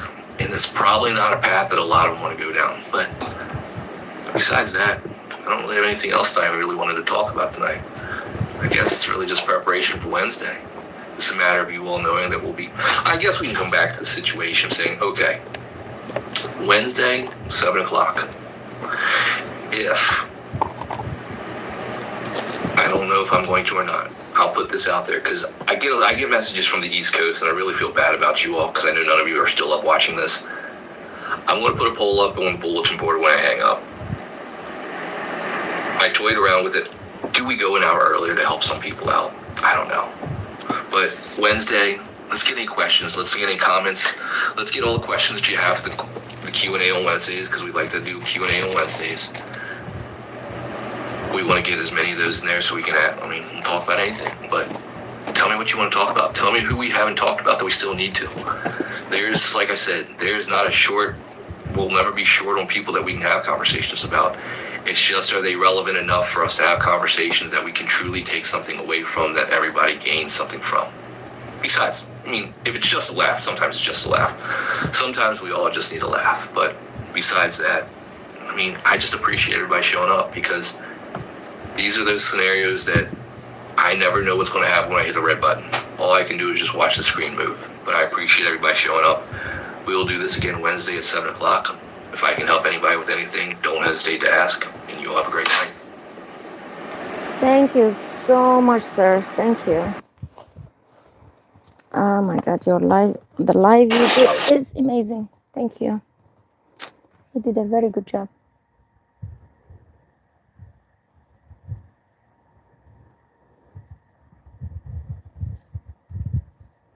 Again, and then Santos' lawyer just confirmed that Bree was the victim. Bree is the woman that they say he was trying to unalive.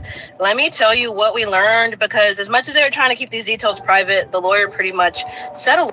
So one, we found out that the police initially went out to Bree and Santos' apartment because a third witness heard them arguing, heard a commotion, and he heard what was going on. He reported it as DV, and he is who I guess the dispatcher was getting the information from when they were saying he's assaulting the victim. Wait, he's now trying to unalive the victim. But if you hear it from Bree, she says that it was grossly exaggerated and that it wasn't that bad for it to be categorized as an attempted you-know-what. Apparently, the people on the case are requesting or trying to get her to file a restraining order against him, and she doesn't want that. Her attorney, Santos' attorney, said that she is going to be filing for a peaceful contact order so that she can continue to be allowed around him so that they can co-parent their baby together. And the attorney says that they're going to be trying to lower the charges to injury towards a cohabitant. A cohabitant is somebody that lives with you. Okay, for the ones who try to look for any little crook and crevice of an excuse that it was not Bree. It was not an undercover cop. There was never any evidence for that. I don't know why people ran for that or why people were coming at me so hard in the comments saying, I don't know what I'm talking about.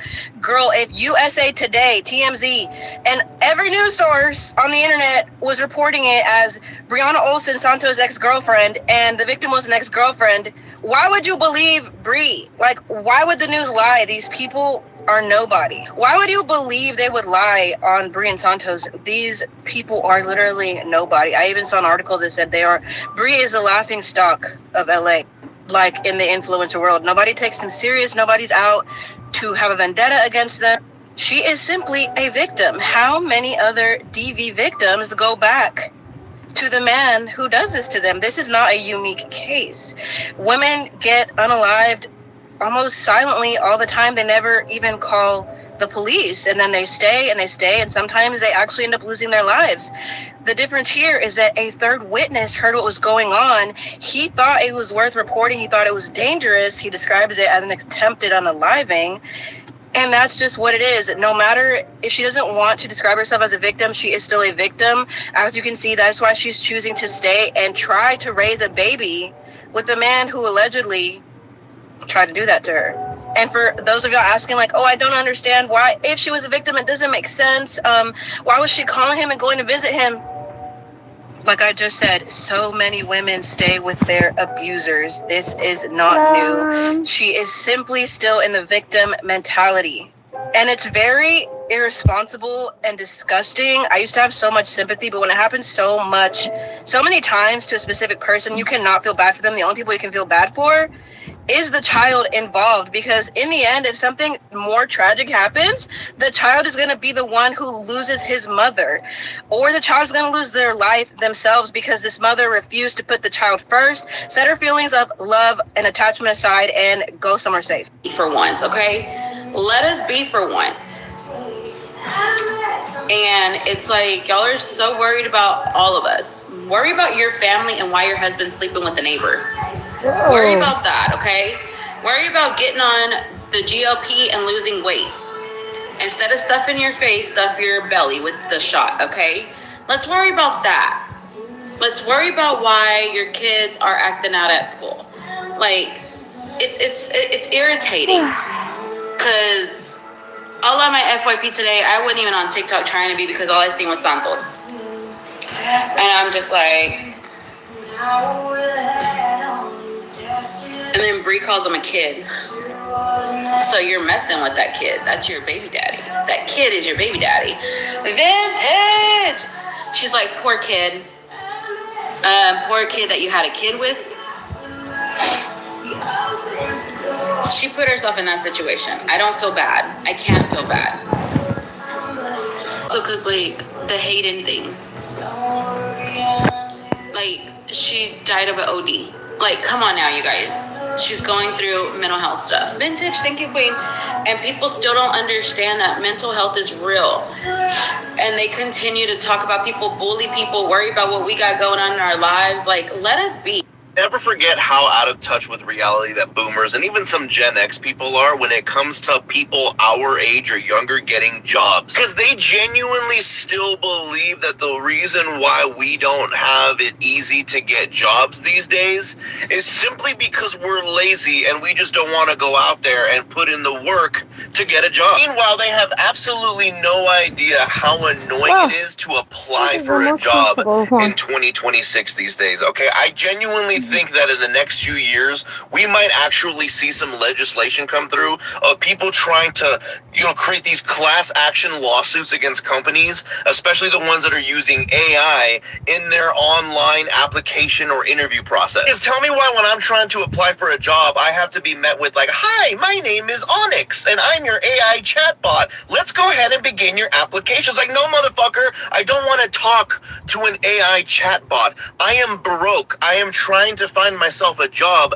Give me a contact number or somebody that actually works at the location that I am applying for so that I can ask if y'all need somebody to work for you. I'm old enough to remember a time where when you wanted a job, you would walk into a place, right? And you'd be like, "Hey, are you guys hiring?" And they'd be like, "Yeah, we actually are. Here's a paper application. Go ahead, sit down, fill it out. Here's a cup of water or something that you can drink while you're waiting. And then when you're done, bring up your application. We'll have a manager come out to talk to you. And if you were a good fit for the job, if you can physically stand upright and it didn't look like you were some cracked out fucking psycho, you usually would get the job." Now you go up to somebody and you ask if they're hiring. They're like, "Yeah, well, you got to apply online." So then you go online, you go to the company website, and of course you go to the little careers tab. Then it opens up some separate page. And then, oh no, you can't just apply to the job. You got to create an account in order for you to be able to apply for a job. And so now you have to enter in an email and a password for something else outside of the already like 1,500 emails and passwords that you have set up. So you have to create an account,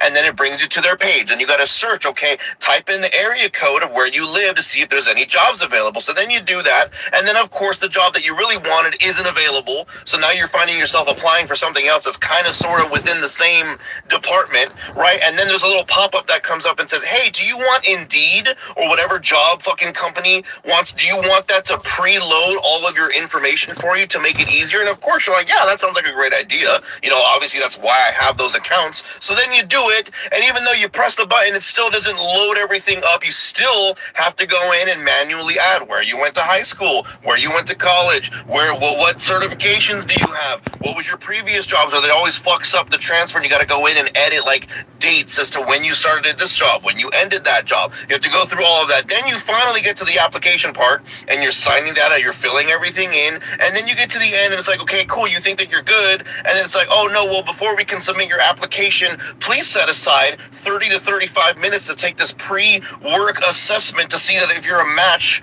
or a proper qualification for this job. You're like, what the fuck? I'm not getting paid, but you want me to spend 30 minutes of my time to answer, and it's always the same questions. It's always like they're going to ask you, like, in this situation, would you do this or would you do that? Match this with that. If this person shows up to work and decides to do this, and they're always going to ask you the same questions over and over again, just worded differently to try and catch you to see if you're a fucking moron. And yet, meanwhile, you're just like, okay. Then you spend 35 minutes filling out that entire thing. Then it goes, okay, cool, we've submitted your application, and then 2 days will go by.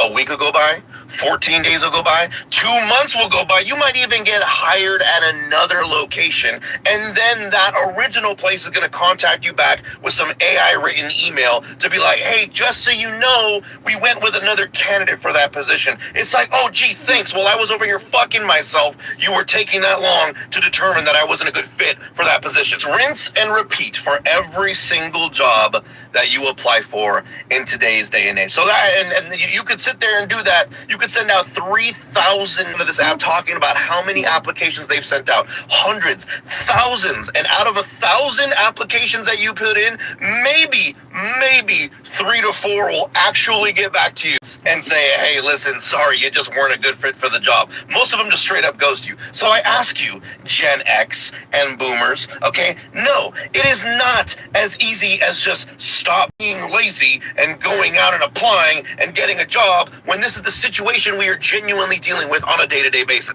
Bruh, Jay got to do something at this point, bruh.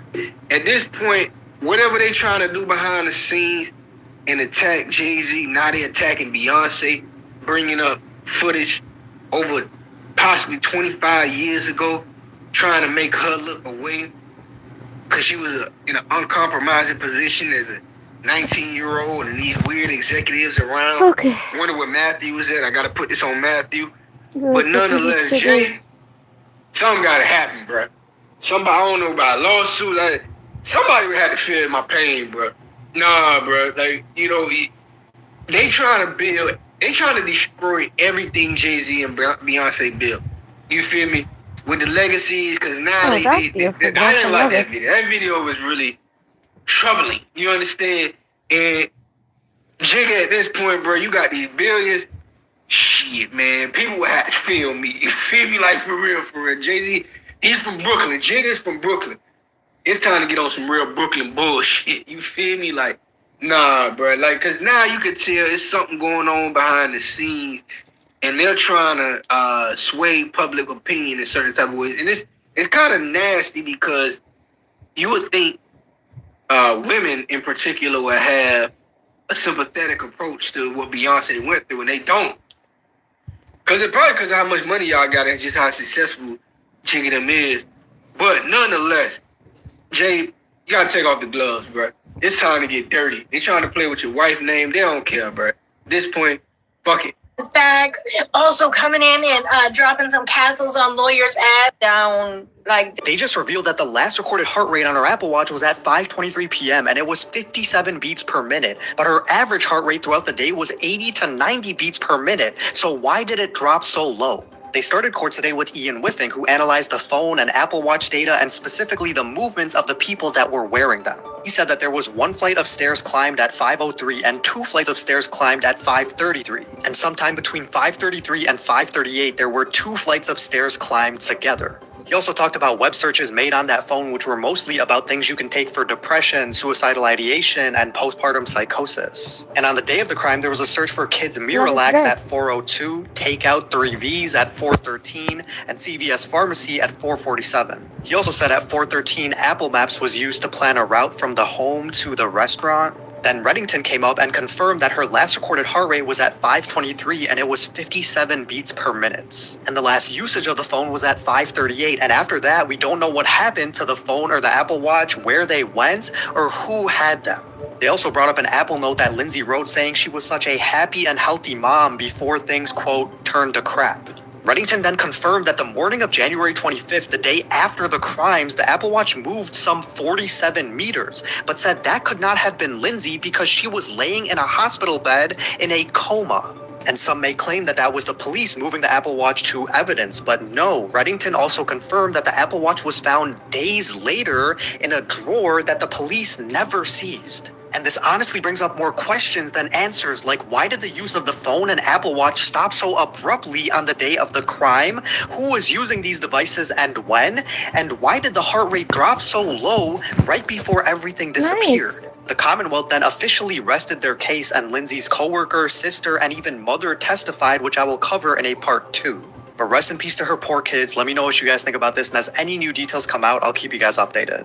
If you've been looking to get an electric scooter and there's a red circle around my profile picture right now, that means I'm live and I'm doing flash sales on these electric scooters. So if you've been trying to pick one of these up, but you don't want to pay hundreds of dollars, go ahead and tap my profile picture and grab one of these up while I'm running a sale. كل شخصيتي كلها انا كنت واحده تانية وبوصل الحياه بنظره. هو من ساعه ما دخل حياتي وانا خلاني ابص اصلا الحياه كلها بنظره تانية مختلفه خالص. ازاي قابلته في الوقت اللي شخصيه البني ادم بيتشكل السن ده اللي هو 16 سنه يعني. ازاي عرف يشكل لي شخصيتي بشكل بوزيتيف وجميل ويعلمني ابقى ازاي ناضجه اكتر وعقل اكتر. يعني انا اتربيت على ايده. انا اتجوزت 19 سنه صغيره جدا.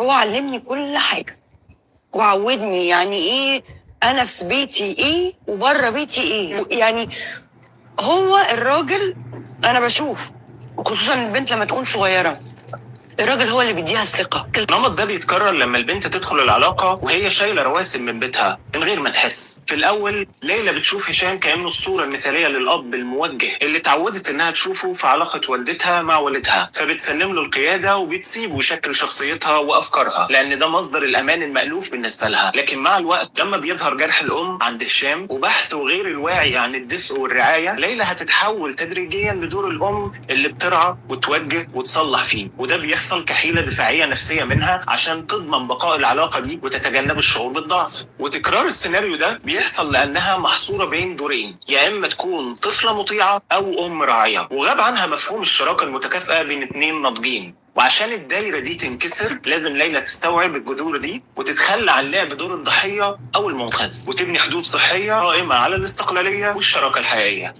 To be quite honest, I let that slide because, you know, I don't like to ask it.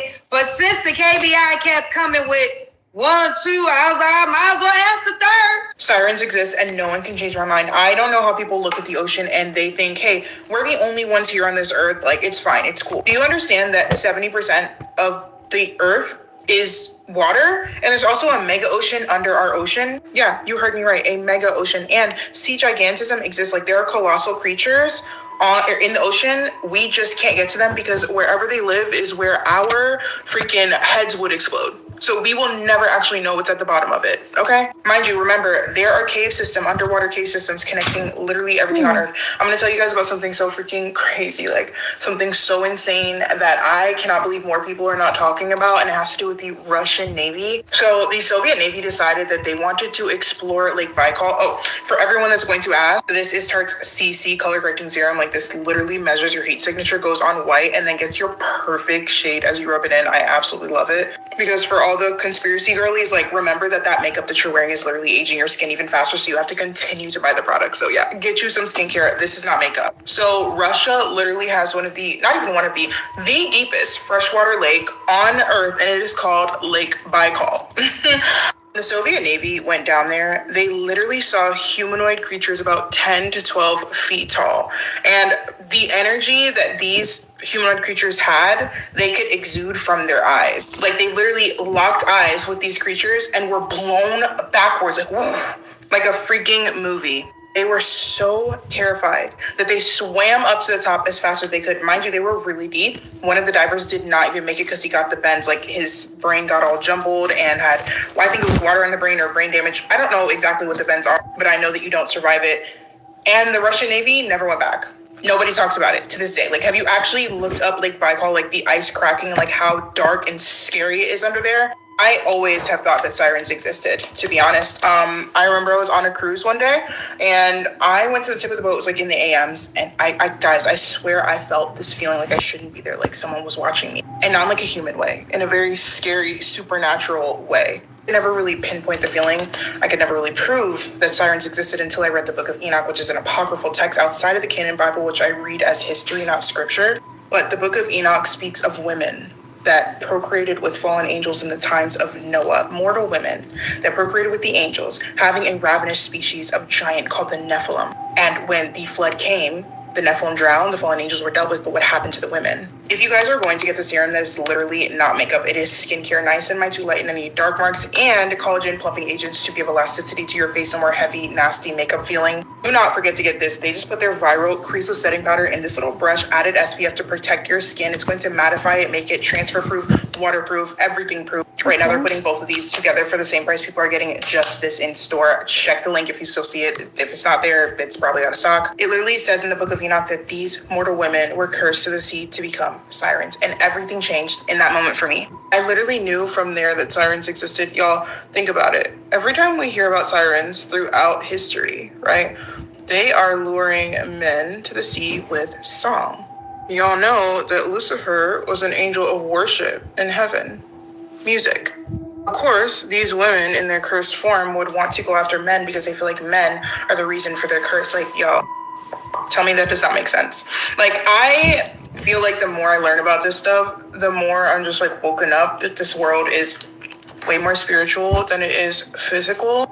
I absolutely love talking about this stuff, and I also love beauty. So if you love to hyperfixate on random things in the middle of the night, you found your people. Make sure you like and follow. Comment down below if y'all want me to keep this Get Ready With Me and Scary Story combo going.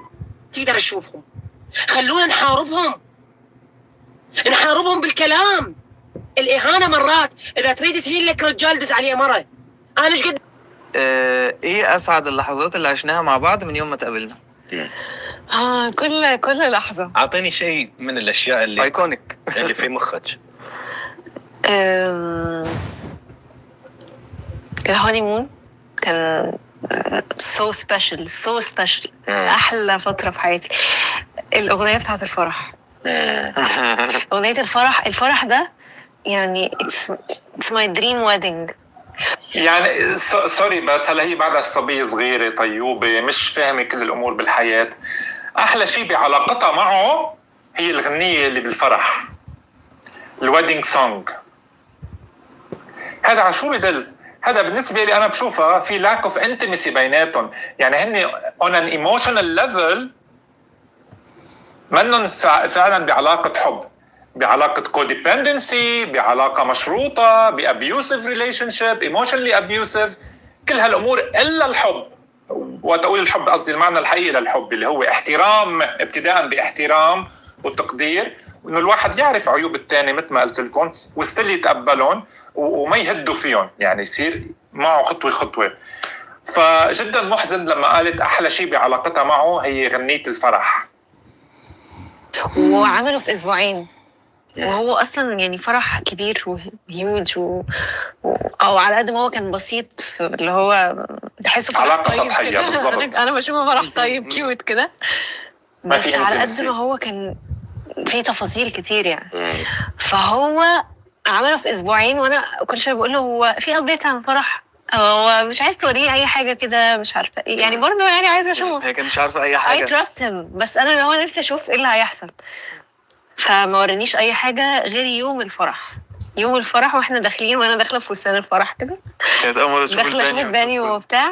فعملت اللي هو او ماي جاد اتس ماي دريم ويدنج. هو قال لي انا هعمل لك حاجه ان شاء الله مختلفه وهتبقى.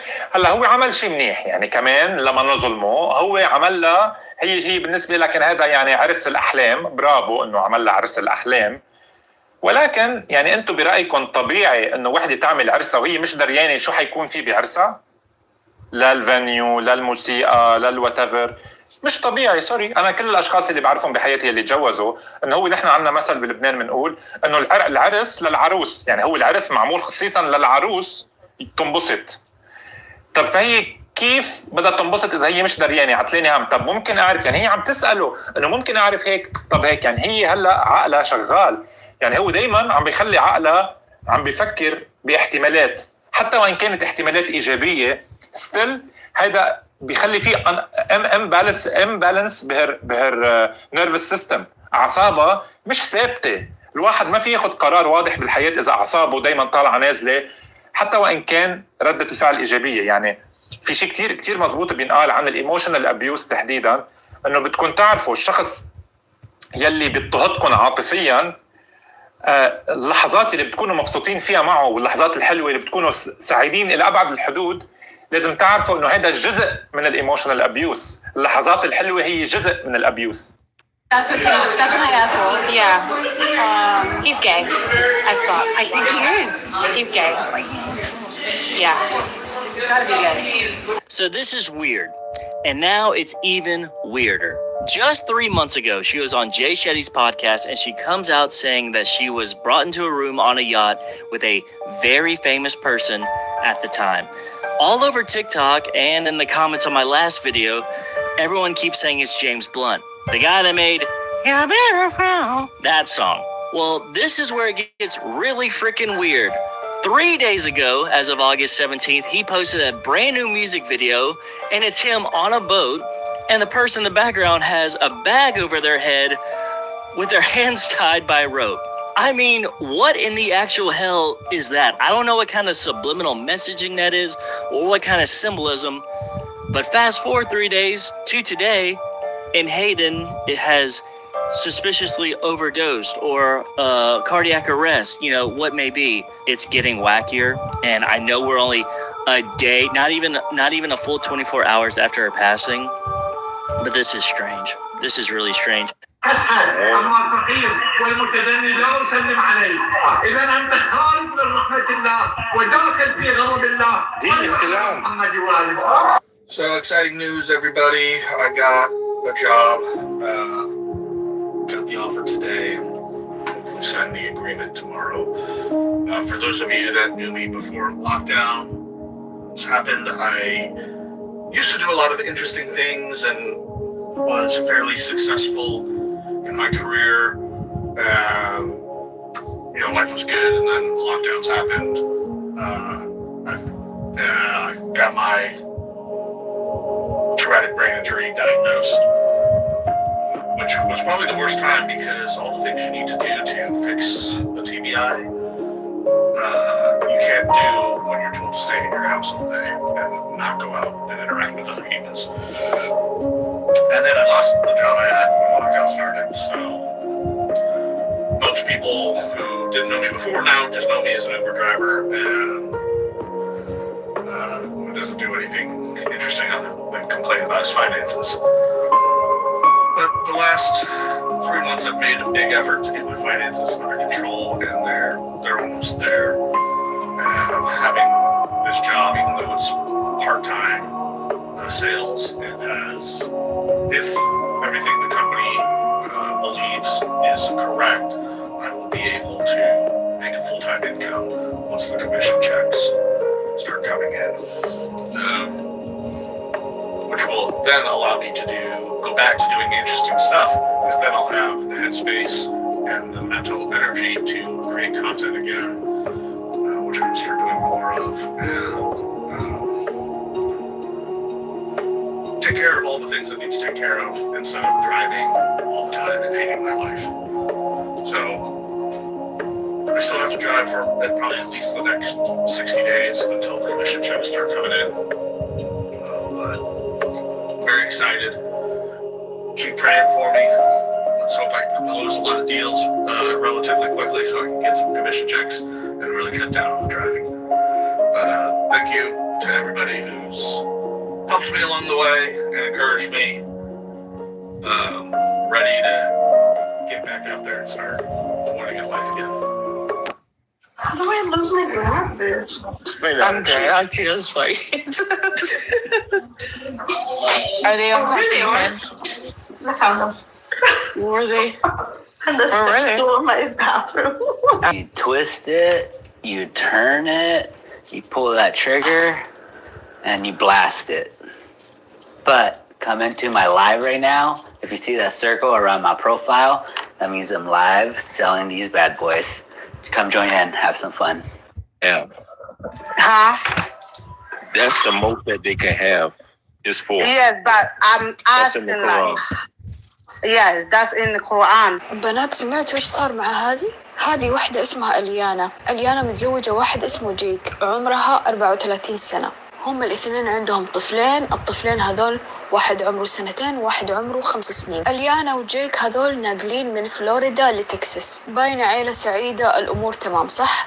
لما ينقلوا لتكساس يقرروا إن هم الاثنين ينفصلوا، أو خلينا نقول اليانا تقرر إنها تنفصل عن جيك، تطلب الطلاق. وفعلا هم الاثنين يبدأوا في مراحل الطلاق. مو هنا المشكلة، يوم 12 أغسطس أصدقاء إليانا حاولوا إنهم يتواصلوا معها أكثر من مرة وما قدروا. لما شافوا إنه صاحبتهم ما في أمل إنها ترد عليهم، تخيلوا قرروا إنهم يدقوا على الشرطة. قالوا صاحبتنا أبدا مستحيل إنها تسوي هذا الشيء اللي هي قاعدة تسويه حاليا، فمعناته صاير فيها حاجة. الشرطة ويوو يروحوا للبيت جيك وإليانا. جيك يفتح لهم الباب وفي زي الطبعة كذا، يعني لون مرة غريب في بلوزته. قال لهم لا مو شيء عادي، أنا كنت أنظف، يعني ماني عارف فين إليانا خرجت من البيت، بس تراها كويسة، يعني لا تشيلوا همها، كويسة، أنا شفتها ما فيها حاجة. الشرطة قالوا بس ما فينا حيل ندور. زوجها قال كويسة، خلاص مشينا. هم ما قالوا كذا، بس أنا كذا تخيلت إنهم قالوا. ويروحوا إلا شوية تدق جيك على الشرطة، تقول لهم إن جيك كلمها وقال لها إن هم الاثنين تضاربوا وإنها ميتة. يعني خلاص متأكد الآدمي إنها ميتة، مو إنه دوروا عليها ومختفية ولا، قال أمه ميتة. وبعدها الشرطة يرجعوا للبيت، يقولوا لازم إحنا نفتش البيت بالكامل ونفتش في كل شيء حول البيت. يقوم يحصلوها فين؟ تخيلوا وهي متوفية في الصندوق السيارة ورا، وبس حصلوها في صندوق السيارة متوفية وقاموا تلوه. عشان كذا أنا دائما أقول لكم أكثر وقت المفروض تخافي من الشخص اللي هو شريك حياتك أو زوجك ولا whoever، أوكي؟ أكثر وقت أنت تخافي منه هو لما أنت تقرري إنك تسيبيه، أو تقرري إنه خلاص أنتوا الاثنين تتركوا بعض.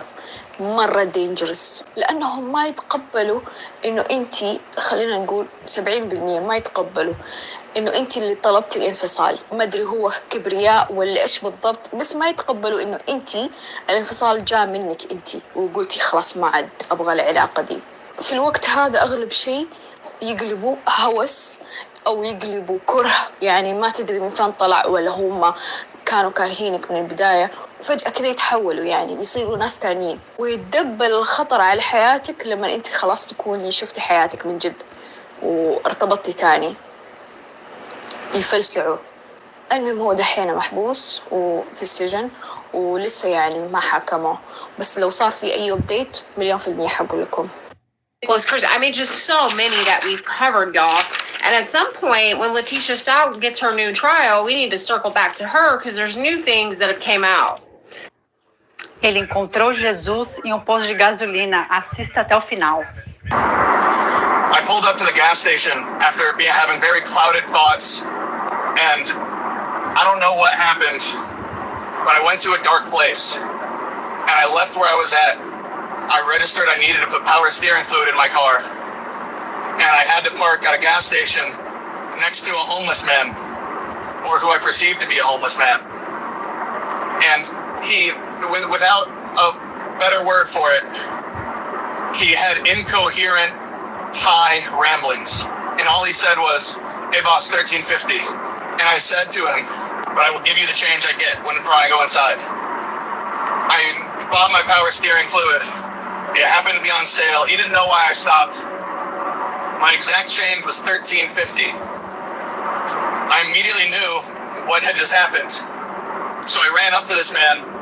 I didn't even care about the power steering fluid at this point. I ran up to this man and gave him all the money I had in my wallet, the 1350, the rest of it.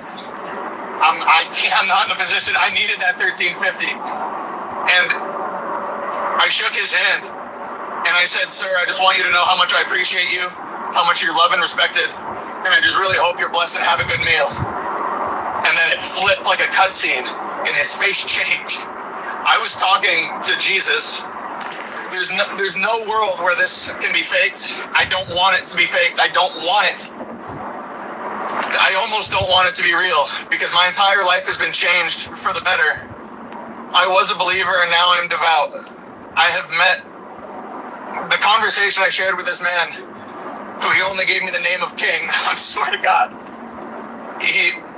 Terrible news today. Beloved actress Hayden Panettiere was found dead at her home. It appears to have been an overdose. It's unclear whether it was an accidental or a suicide.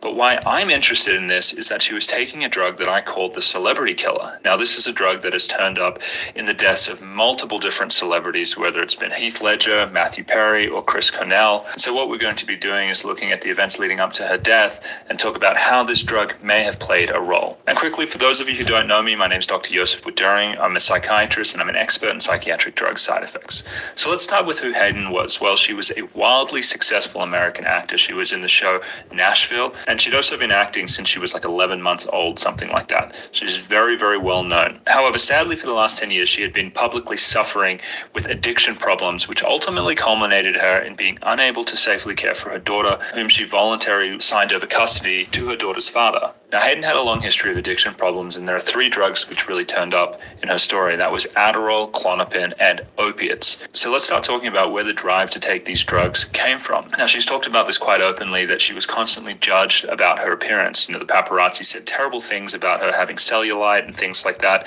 And she said that she developed body dysmorphia because of that.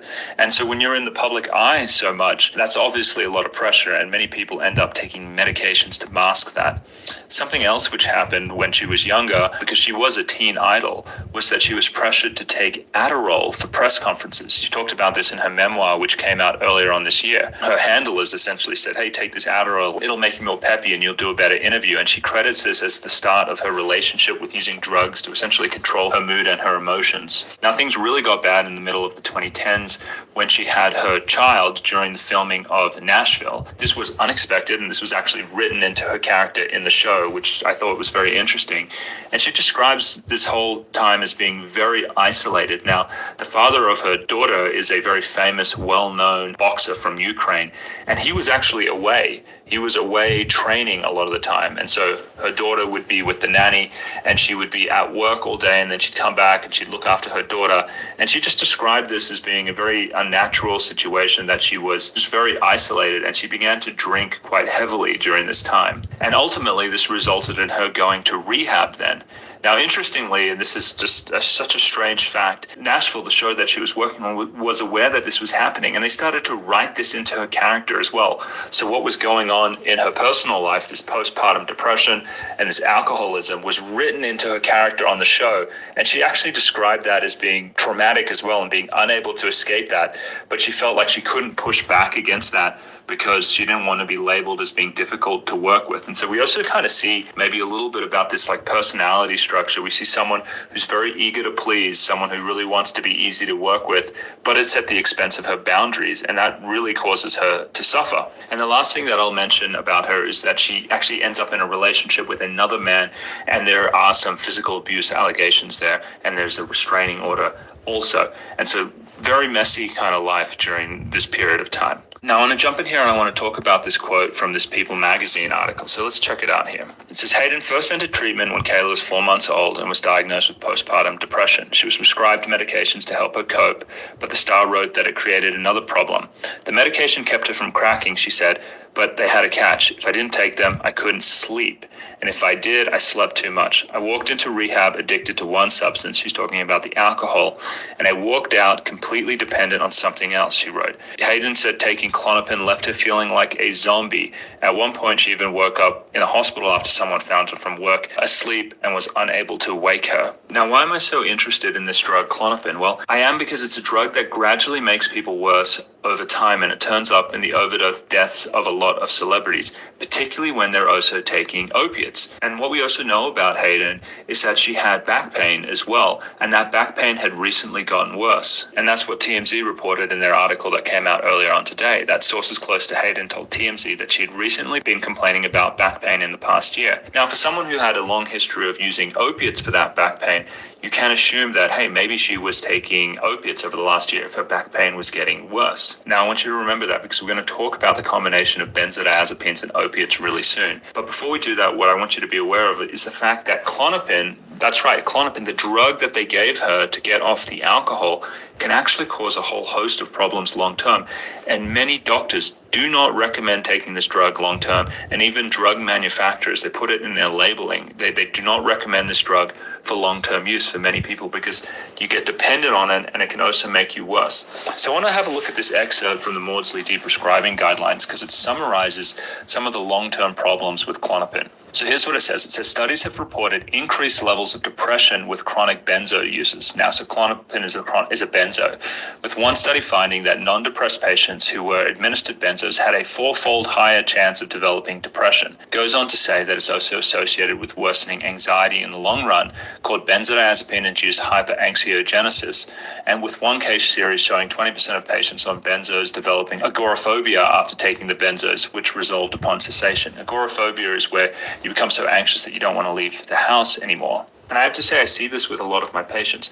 My long-term benzo users, they come to me complaining of agoraphobia and obsessive thoughts, and they feel worse and worse over time. And so part of me wonders whether using these benzodiazepines to come off the alcohol and then relying on them long-term for her sleep problems may have made her worse. You know, we covered this exact scenario in a Heath Ledger video that I did just a week ago about how his chronic insomnia problems led to a benzodiazepine problem. And ultimately, those drugs played a big part in his death because he was found to be taking 3 benzos at the time of his death. The other thing that I really want you to be aware of is this. If you are taking a drug like Klonopin and opiates at the same time, there's a huge risk that you're going to have an accidental overdose and die while you're asleep.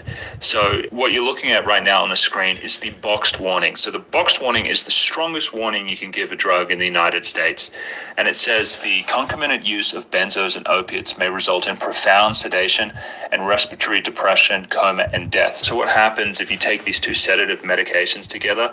While you sleep, you stop breathing and you die. And so what happens, especially with people who have a history of addiction and maybe drinking a lot, which was what was happening with Hayden in the past, is they have a really bad day or they're in a lot of pain and it becomes so overwhelming they take more of their medication than they normally would, not wanting to die or hurt themselves or anything like that, but because they're on that lethal cocktail of medications, they end up accidentally overdosing and dying. And this happened with Matthew Perry because, you know, he had benzos and ketamine in his system when he died, and it also happened with Heath Ledger. And so what I'm going to be really interested in as this story unfolds is what were the medications that she was on at the end? Because recently she did this interview with Jay Shetty saying that, you know, she was really looking forward to this second chapter in her life. And so unless there was some big change in her life recently, that kind of suggests this wasn't a suicide, and it suggests that this may have been an accidental overdose. And if it was an accidental overdose and they find benzos and opiates on board, who was responsible for putting this young woman, this talented young woman who had a history of addiction, essentially on benzodiazepines and opiates together? Because that right there can be malpractice. And so I'm going to be following this case very closely. If you want to hear more about stories just like this, be sure to check out my videos on Matthew Perry and also Heath Ledger, as they may be very similar to what's happening in this case. Connection being bad. Because it's cut off, it's not cut off on my end, so I have the actual information. It's just not fitting the screen correctly. If you're Men love to give the hypothetical scenario of if something were to happen in the world, you would look toward men to save you. And men would be able to decide or not if they're going to decide to save women because men are supposedly their protectors and the providers. I'm from Gary, Indiana, and if you are not aware, Gary, Indiana, they've been without power for over a week now. So I have family in Gary, I have family that is in Northwest Indiana, and I ended up calling my family, and I had called my father to check in on him. You are never going to believe what my father told me. My father said, these men are unbelievable.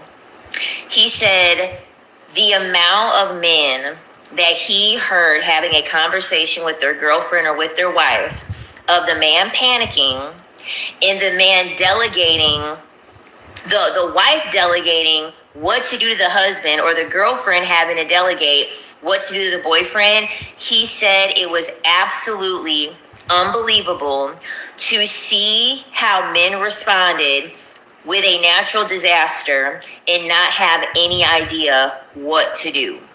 My father said that so many men called him and reached out to him to say, I don't know what to do. I have no idea what I need to do in this situation with us not having power. And you want to know what my father told him? He said, that's just too damn bad. You as a man should already know how to operate in these scenarios. And my father doesn't understand these men because the type of father that I have, my father can never look at himself in the mirror as a man and still have pride in himself, knowing that he cannot rise to the occasion as a man when it comes to be able to protect and provide for his family, especially in a national emergency. Most of these men that try to say, oh, a man's going to be the first person that you look to. And guess what? A lot of y'all are not going to know what the fuck to do. A lot of y'all are not going to be able to deliver. And the thing about it is that this has been proven over time. We've seen what happens when there's hurricanes, tornadoes, wildfires. A lot of these men want to stay the fuck put.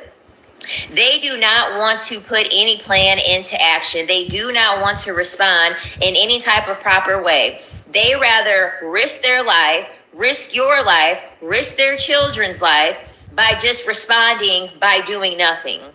And then it's the wife and the girlfriend having a scramble to say, I've called up family, we've booked flights, we've looked at all of the streets, the roadways, the highways to be able to get to where we need to get safely. She ends up delegating everything in order for their survival to be ensured. These men do not care about appearing adequate when it comes to emergencies. It's been proven time and time again that when it comes to emergencies, men most likely are going to harm women when there is actually a state of emergency, which is the reason why there has to be the same women and children. Men were so selfish. Men were so nefarious. Men were so lustful. Men were so violent and dangerous. They had to be told women and children first because they don't give a fuck about women or children. They are out for self and self only. And they do not care if their inadequacy ends up impacting another person's life. But they will sit here all day long and talk about how they are protectors and providers. Once again, I have been convinced and proven right why I'm making the right decision, why I should never date, and why I should never marry again.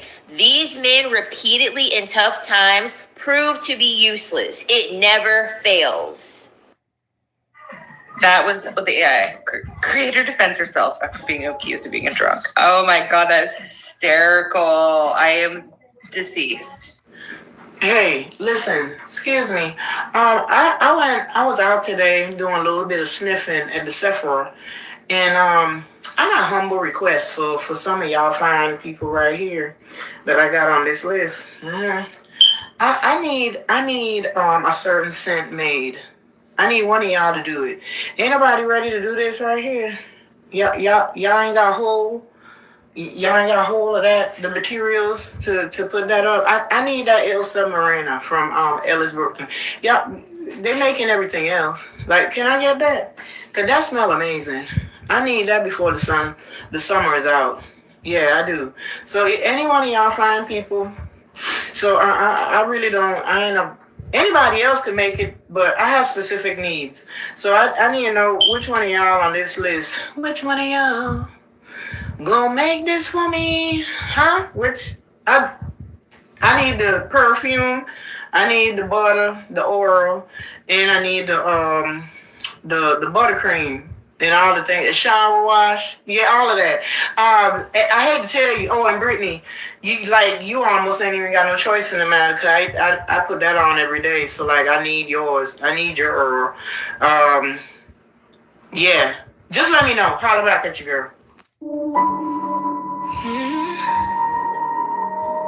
You're beautiful. I've been meaning to write you for a long time. Not because I forgot you, but because life got loud. And somewhere between taking care of everybody else, I stopped taking care of you. So tonight, this letter is for you. Dear, beautiful, I know there were days you felt unseen, days you smiled through pain, days you carried the weight of the world, while nobody noticed you were struggling too.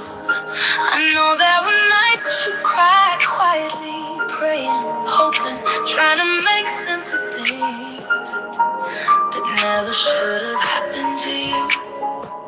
And still, you got up, you kept going, you kept loving, even when your own heart needed love. And if nobody ever told you, let me be the one to say it now. I'm proud of you, so incredibly proud of you. This is my love letter to myself, to the woman who never gave up, to the woman who kept showing up, to the woman who survived and somehow remained soft. Oh, this is my love letter to myself. I see, I honor you, I celebrate you, I choose you, and I love you more deeply than ever before. Dear beautiful, I'm sorry for every time I doubted your intuition, for every time I settled, for every time I ignored your needs, trying to earn love, trying to keep peace, trying to be enough for everyone except yourself. You deserve better, you deserve tenderness, you deserve grace, you deserve the same compassion you gave so freely away. Yeah, I forgive you for what you didn't know. I forgive you for staying too long. I forgive you for shrinking yourself. I forgive you for abandoning yourself. I forgive you. I forgive you. I forgive you. I forgive you. I forgive you. Oh, this is my love letter to myself. To every version of me, the little girl, the grieving woman, the exhausted caregiver, the survivor, the healer, the dreamer, the woman becoming. I love every version of me, every chapter, every scar, every lesson, every victory. Dear beautiful, look how far you've come. Look at the healing, look at the wisdom, look at the strength. You survived things that could have broken you, and somehow you turned pain into purpose. You turned tears into wisdom. You turned survival into transformation, and that's beautiful. No more waiting for someone else to choose me. No more searching for validation outside of myself. No more shrinking, no more apologizing, no more abandoning my needs. I am worthy now. I was worthy then, and I will be worthy tomorrow. I am worthy. I am valuable. I am beautiful. I am enough. I am resilient. I am powerful. I am healing. I am growing. I am becoming. I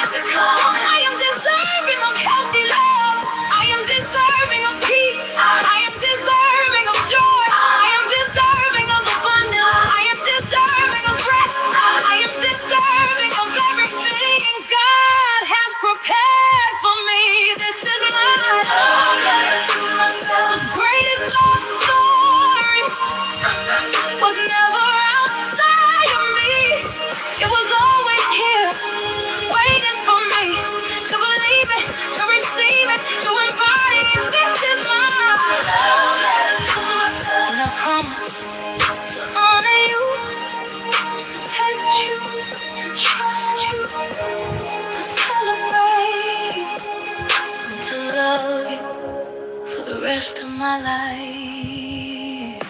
Yeah. Dear beautiful, thank you for surviving. Thank you for healing. Thank you for becoming. And thank you for never giving up on us. Love always me.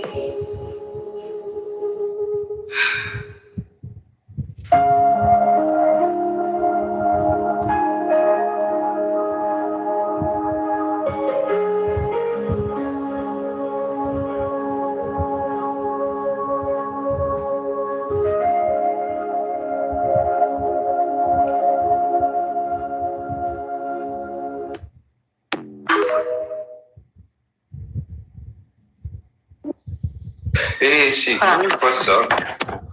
You like tell us What if she goes back downstairs after taking the Apple Watch? Fucking white brick. I'm not new to this. Hey. I'm so true to this. Hey, I can put up a whole slime of 100 licks. Slimer gets slimed. It's that slime. Which was supposed to prove Rico. Also, the prosecutors admitted his lyrics. Quote, I never killed anybody, but I got something to do with that body, to try and show that Young Thug was engaged in criminal gang activity. The whole thing was a mess, but it was very important because people are now concerned that this is going to become more and more common. Lyrics or social media posts or memes becoming evidence in the court of justice. Others are saying it makes sense because there is truth to art that these musicians create. I don't know how that applies because I feel like lots of authors, lots of film directors should be locked up in jail if that's the case. But the whole internet does pretty much think that David has been confessing to everything in his music. One of David's most popular songs is Here With Me. The music video premiered November 23rd, 2022, and it shows David in a blindfold washing ashore on a beach. So blindfold is typically associated with Itami, but at this point, Itami is like not a known well figure in his music universe. He washes ashore and all he can think about is this girl. She has curly hair. Lots of people say she looks just like the victim Celeste.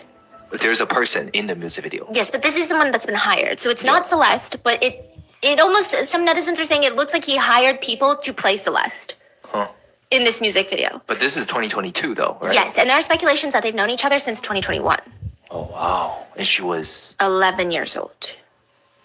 She has curly hair, a white flower in her hair, and it is a montage of them running on the beach, running through water. He's singing to her, watch the sunrise along the coast as we're both getting old. I can't describe what I'm feeling. All I know is we're going home, so please don't let me go. And then you have these montages where they're hugging, they're sitting, watching the sunset with their backs turned to the camera. A lot of people say with the resemblance of the love interest, again, it feels like an obsession with Celeste because why does it look like Celeste? The lyrics are, and if it's right, I don't care how long it takes. As long as I'm with you, I've got a smile on my face. Save your tears, it'll be okay. All I know is you're here with me. Watch the sunrise as we're getting old. I can't describe. I wish I could live through every memory again, just one more time before we float off in the wind. Then it cuts to him in a blindfold, falling on his knees, realizing that he might have lost her. He doesn't have her right now. And then at the very end, ominously, it's an older David. Like I'm talking middle-aged David. Someone's playing David. Sitting on the beach by himself. So that same bench, he now just puts a white rose where the love interest was sitting.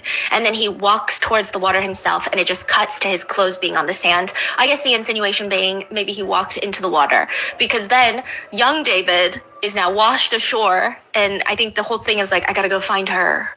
It's like an analyzation of the love of his life and growing old, wanting to grow old. So I guess it's the idea of, yeah, we could fight all we want because there's montages of them fighting. But you know what? At the end of the day, as long as I'm with you, I got a smile on my face. So let me go find her again. Seems to be the vibe. Previously, all the comments on this music video were about sharing how people went through their loss with this song.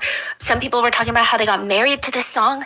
Some people are saying it's a song that reminds them of their grandparents or how they just don't have a lot of time with their loved ones. But as long as they're together, it's a good time. It's just like a lot of emotional comments. Some people are writing, I was in the NICU with my son singing this song. And now? What do you see the comments now? Yeah, people are just, they read, I don't care how long it takes. Hits a lot darker when you realize David wrote it about waiting for Celeste to be of age, except he didn't actually wait. Another comment reads, as we're both getting old, bro, she will never grow old. Even monsters make beautiful music. What a crazy world we live in. Rest in peace, little girl. Another reads, a demon with the voice of an angel has never felt so real before. It's unclear if this song is about Celeste. There are allegations that he might have potentially known Celeste since 2021. He posts a TikTok that makes people feel that way. We're going to get into that. But David says in an interview that the song Here With Me is actually inspired by the Disney movie Up. He says, I was watching the movie and I got really inspired by Carl and Ellie's kind of relationship and their story and how Ellie dies and Carl has to go to Paradise Falls by himself. I got inspired by that and I was like, okay, what if I wrote about their relationship but Ellie stayed alive? And I went to the موته هو كان اسمه شانشو بالمناسبة في اليوم عزمني فرحت ببيتهم هذا الصيني عزمني قعدنا ناكل مشروب. يبدو جماعة الخير أن قضية لينسي كلانسي راح تغير كثير في القانون الأمريكي. الآن ممكن نسمع في أي لحظة خبر إعلان الحكم خصوصا أن المحلفين دخلوا داخل غرفة التداول علشان يطلعون هذا الحكم. موضوع لينسي كلانسي ما هو موضوع هل هي مذنبة أو بريئة بمعنى أنها ما سوت الجريمة، لا. النقاش الحين هل هي مذنبة بإدراك أم مذنبة بدون إدراك، بمعنى أنه ارتكبت الجريمة وهي واعية لكل الأفعال اللي سوتها وكانت مصممة عليها، أم كانت تحت تأثير حالة مرضية تمر فيها نساء في العالم كله تلاحظها أو يبدأ يلاحظون عليها أفكار انتحارية ويفكرون فيها بشكل كبير، وكثير من الحالات التي لا يمكن أن تحصل بمجرد أن المجرم فكر فيها، صعب جدا أنه يحاكيها. طبعا في فريقين، في فريق قال يا جماعة الخير لينسي كلانسي كانت مدركة بشكل كامل واستشهدوا بتاريخ البحث الخاص بجوجل عن طرق ارتكاب جرائم معينة ببحث كان موجود في تاريخ هذه التسجيلات أو هذا السجل الخاص بجوجل. والفريق الثاني قال لا يا جماعة الخير، الزوج اعترف بنفسه وقال إنه لينسي كانت تقول له في صوت رجل يقول لي اقتلي أطفالك، وهذا الأمر هو شكل من أشكال الحالات اللي ممكن تمر فيها أو حالات الدهان اللي تمر فيها هذا النوع من التشخيصات الخاصة باكتئاب ما بعد الولادة في حالات متطورة، وبرضه استشهدوا بالتاريخ المرضي والأدوية اللي صرفت. ولكن الفكرة الأساسية يا جماعة الخير في قانون الجنون أو عدم المسؤولية الجنائية بسبب الجنون في أمريكا. في ورقة عمل اشتغلنا عليها أنا ودكتور جيمس سيوارد في أو قدمت 2017 في جامعة الأمير نايف للعلوم الأمنية في المؤتمر الدولي الرابع للأدلة الجنائية والطب الشرعي، كانت عن المسؤولية الجنائية في القانون الأمريكي والقانون الإسلامي. كانت الفكرة الأساسية هي دراسة السلوكيات الإجرامية تحت تنفيذ أو تحت كيف ممكن المجرم يكون إذا كان مجنون، كيف ممكن نقدر نحاول قدر الإمكان نفهم هذا الشيء من خلال السلوكيات سواء كانت منظمة أو فوضوية. الفكرة بالذات في القانون الأمريكي موضوع صعب جدا، ترى القانون الأمريكي مر في أكثر من 4 قوانين خاصة بالجنون وكل قانون له حالة خاصة فيه. الآن إحنا قدام حالة من الممكن إذا حكمت سواء كانت بإذناب أو ذنب بإدراك فهي راح تكون شاملة للقوانين السابقة، وإذا تم الحكم بعدم الإذناب أو عدم الذنب بسبب الجنون فإحنا ممكن نكون قدام قانون جديد قد يسمى بقانون لينسي كلانسي بسبب الحالة الموجودة. The whole time I'm talking and it's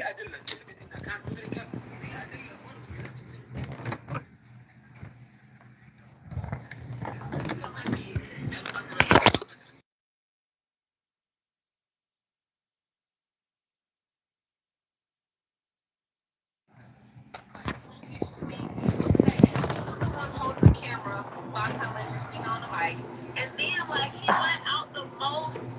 What I say, I told y'all people are not scared enough of the ocean, and I'm here to fix that. Welcome back to another episode of Why I Stay on Land, where I give you some self-inflicted thalassophobia right before bed. Starting out strong, did you know that you can literally just be swimming in the ocean peacefully, and then you can hit an oxygen dead zone and you just stop breathing? how come the whole time I was talking to myself? The whole time the microphone was dead. I mean.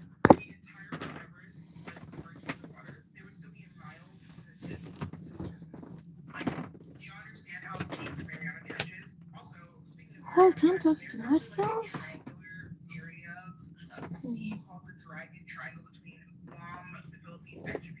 Where strange disappearances happen, and there have been sightings of sirens, humanoid creatures, Ningyo, which are Japanese sirens that cause storms and psychosis and nightmares that follow.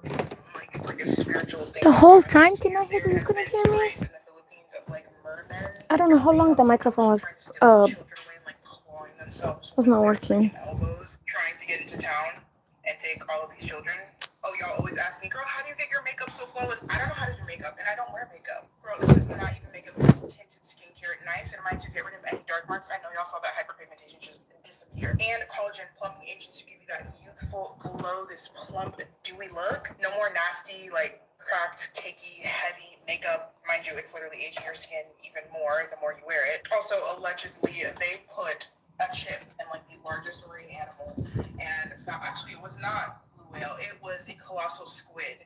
They put a chip in the colossal squid and found out that it was like bit in half, and it was something much bigger, like a bite much bigger than that colossal squid, which is the largest squid known to man. That one, I'm not quite sure about it. It's floating around the internet, but I wouldn't be surprised. Like, have you guys seen Drake's Pass? Have you seen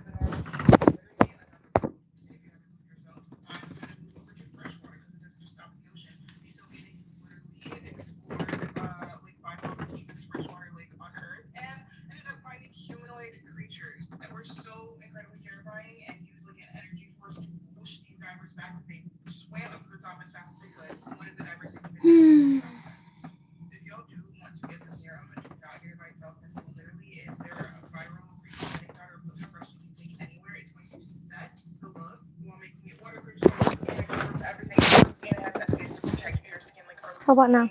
the transformation. Also, you guys have any idea how many dead bodies are at the bottom of the ocean? Like, there, and a lot of them in like a lot of areas are actually, because of the cold temperatures, just completely mummified, and there's like staring up at the surface, and there's like hundreds of thousands of undetonated bombs at the bottom of the ocean that could explode at any moment and make a tsunami. Oh, I forgot that part. If you guys love to hyperfixate on random things you're gonna love here, make sure you like and follow. You have found your people, and let me know if you want a part 10,000 to this Scary Ocean series. If y'all want to get the serum, make sure you're getting it in the bundle sale. I put it down below somewhere. My name over here. It should be linked. I don't know. People are literally getting both of these together for the same price. You're getting just this in the store. What a steal! I love Tarte, but they do take forever to restock. Get ready with me. انا ما اعرف ليش بدنا نروح للقهوه واطلب جلاس شاي حليب بس انت بدك تطلب قهوه انا اطلب شاي حليب انت شو يمس عليك؟ اقعد اسمع بردك بجريمه بابا انا شاي حليب بضربك اولي انت تشرب الصبح قهوه الصبح وصاصه انا شاي حليب انت تطلع تروح للبار تطلب ويسكي انا اطلب شاي حليب بابا شاي حليب هذا اصل الحياه انت شو شاي حليب انت تعالي على بيتك تعالي. This is the second one because I have two right now. I don't know why I get two. So I originally started this channel to This is the problem with getting clothes from Amazon, because till I receive them, the material is not what I like, the size is not big or small, this and that. And that's why I stopped shopping online, and I don't want to shopping anymore. I want to use what I have. So how you guys get it. But my grandpa took us on when we were young. I was about 8 years old. My siblings were all a little bit older than me. But 3 of us kids and my mom, after my mom went through a breakup and was a single parent a year ago. And so we moved out to my grandpa's ranch in the middle of nowhere. The town's not considered a town anymore. It's considered a community. Probably less than 50 people who live there. There's only 3 buildings there that aren't houses. A church, that was an old saloon, a grange, that was a stagecoach and a brothel in the 1800s, that my brother and my uncle accidentally burned down on Easter Sunday as we were all gathering there. But my grandmother built it. Beautiful. I love it. I love it. I love it. I love it. I love the size. I love everything. Myself. The 2 other kids weren't there when I graduated, so it was just me. So I had a pretty unique childhood. Grew up in the middle of nowhere. Herded cows on my horse with my grandpa and spent most afternoons on the back of the tractor with my grandpa. And didn't really get much of a social life. There wasn't much social things to do out there. So pretty unique childhood for a young kid. I did 4-H growing up, and that was fun. It taught me a lot of responsibility. But the reason I wanted to come on here is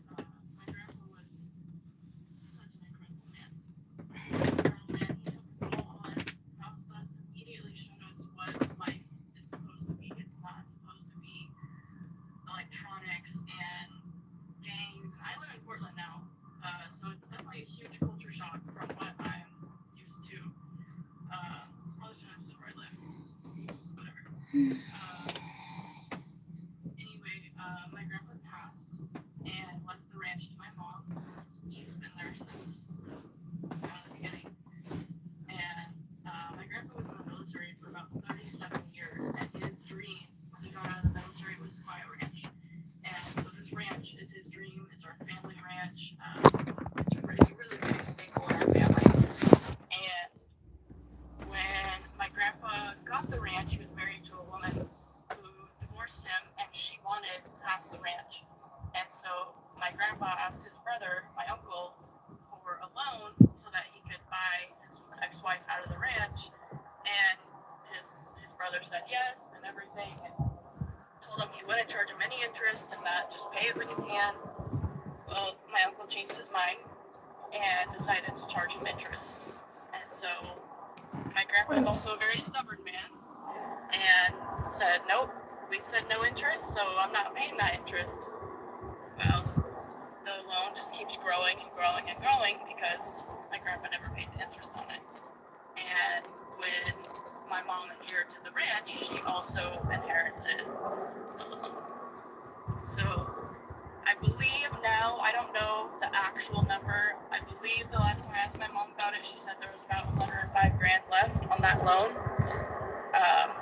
My grandpa was paying on it since probably 2008, and it's only gone down like $30,000.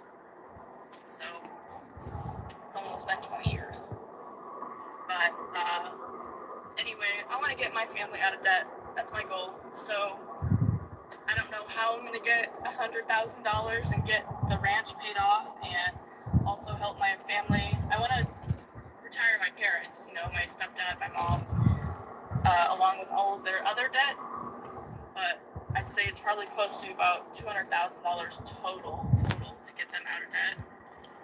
Because I was at my mom's house recently, and my stepdad had to go to town and had to ask her to transfer $100 from account to account just so he could get gas, get lunch in town. And that was pretty difficult to watch because I do pretty well. Portland area pays well, so to see them struggle with just $100 was baffling. Especially since they're my parents. I mean, they're full-ass adults. So,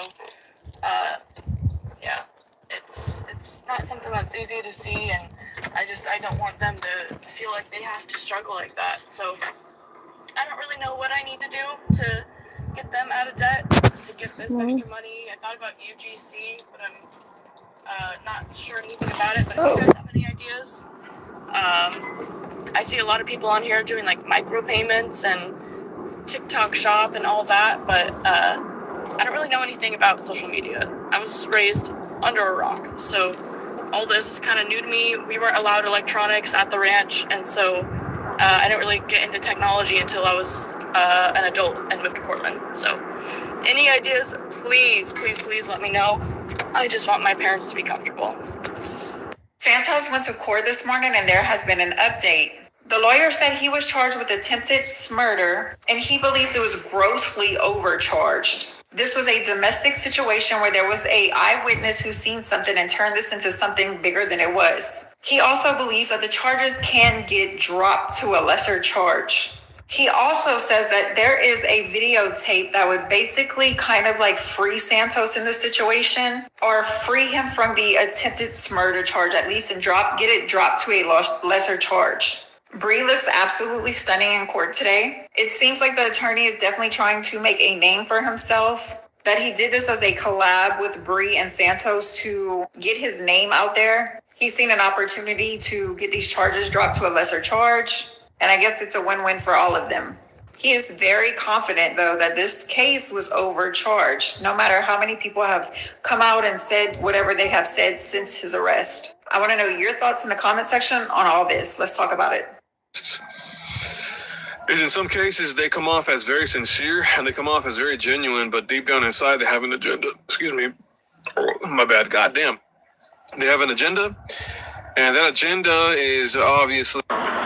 So if you want to be, if you see the black and white stripe thing here, then you're going to know that this is the train that the conductor will be in. Now, trains very long. You go all the way from the end down there, all the way to the end down there. It could have like 12 trains.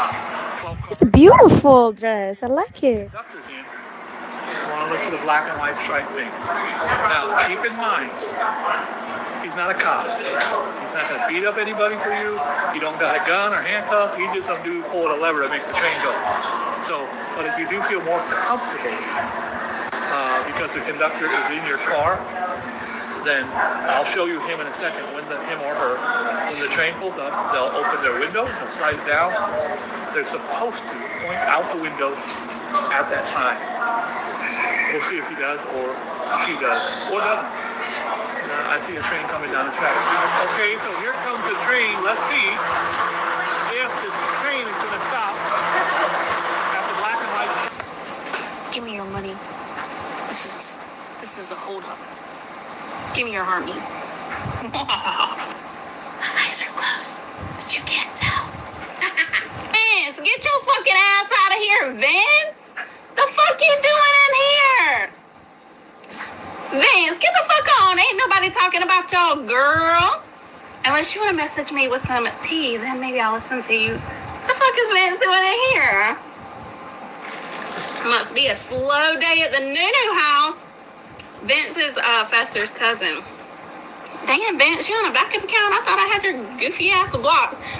What's up with them teeth, though? Huh?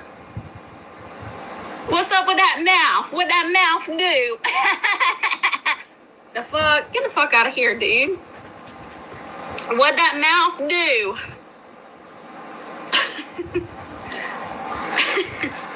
I'm just asking. What it do, though? What it do? Ooh, worrying about what we saying. You need to worry about your own self. If you set up a GoFundMe to get your mouth fixed, I'll donate. I will. I'll send you a whole hand heart.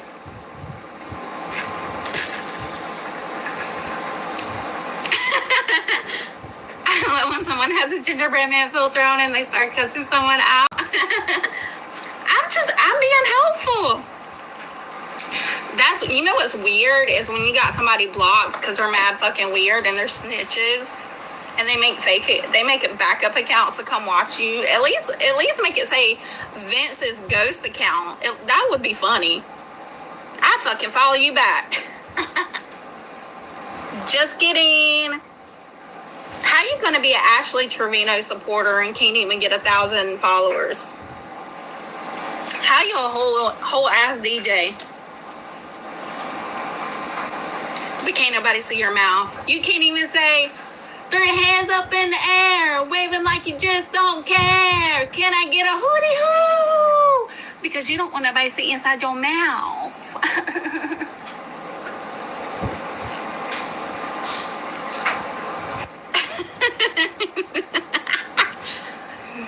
She's an evil gingerbread man. Sorry.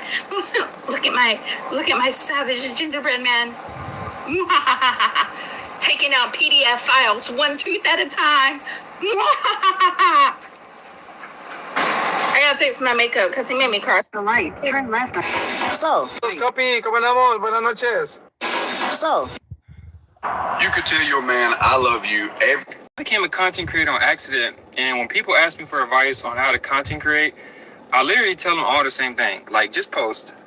There's no hack to doing this stuff. Like, just, wake up and you post. Like, and you do that time after time after time, and eventually you will grow because that's just the way that social media works. I guarantee you, if somebody on here loves to work out and they post workout videos every single day, and they're nice videos, like obviously the camera's clear and you don't even have to do a whole lot of editing. Just show that you're working out, make sure the people can see. Maybe you'll throw a nice tune on there. Maybe you do just a voiceover, but eventually it will work. You just have to stay consistent. There's no code like, hey, post on this time and post from the plus sign. No, I literally just wake up and I post. I don't ever have to brainstorm ideas because I'm literally just posting what I'm doing. That's all you have to do. Just stay authentic. And I promise you, you do that and you stay consistent, at some point it will work. لنشوف طبع الرجل ما يعاتب. شوفوا بس تعرفون ان زوجكم يدخل البيت عليكم هادي ساكت هذا يعني. Charges are dropped and Santos is getting out by 5. Is this a freaking joke?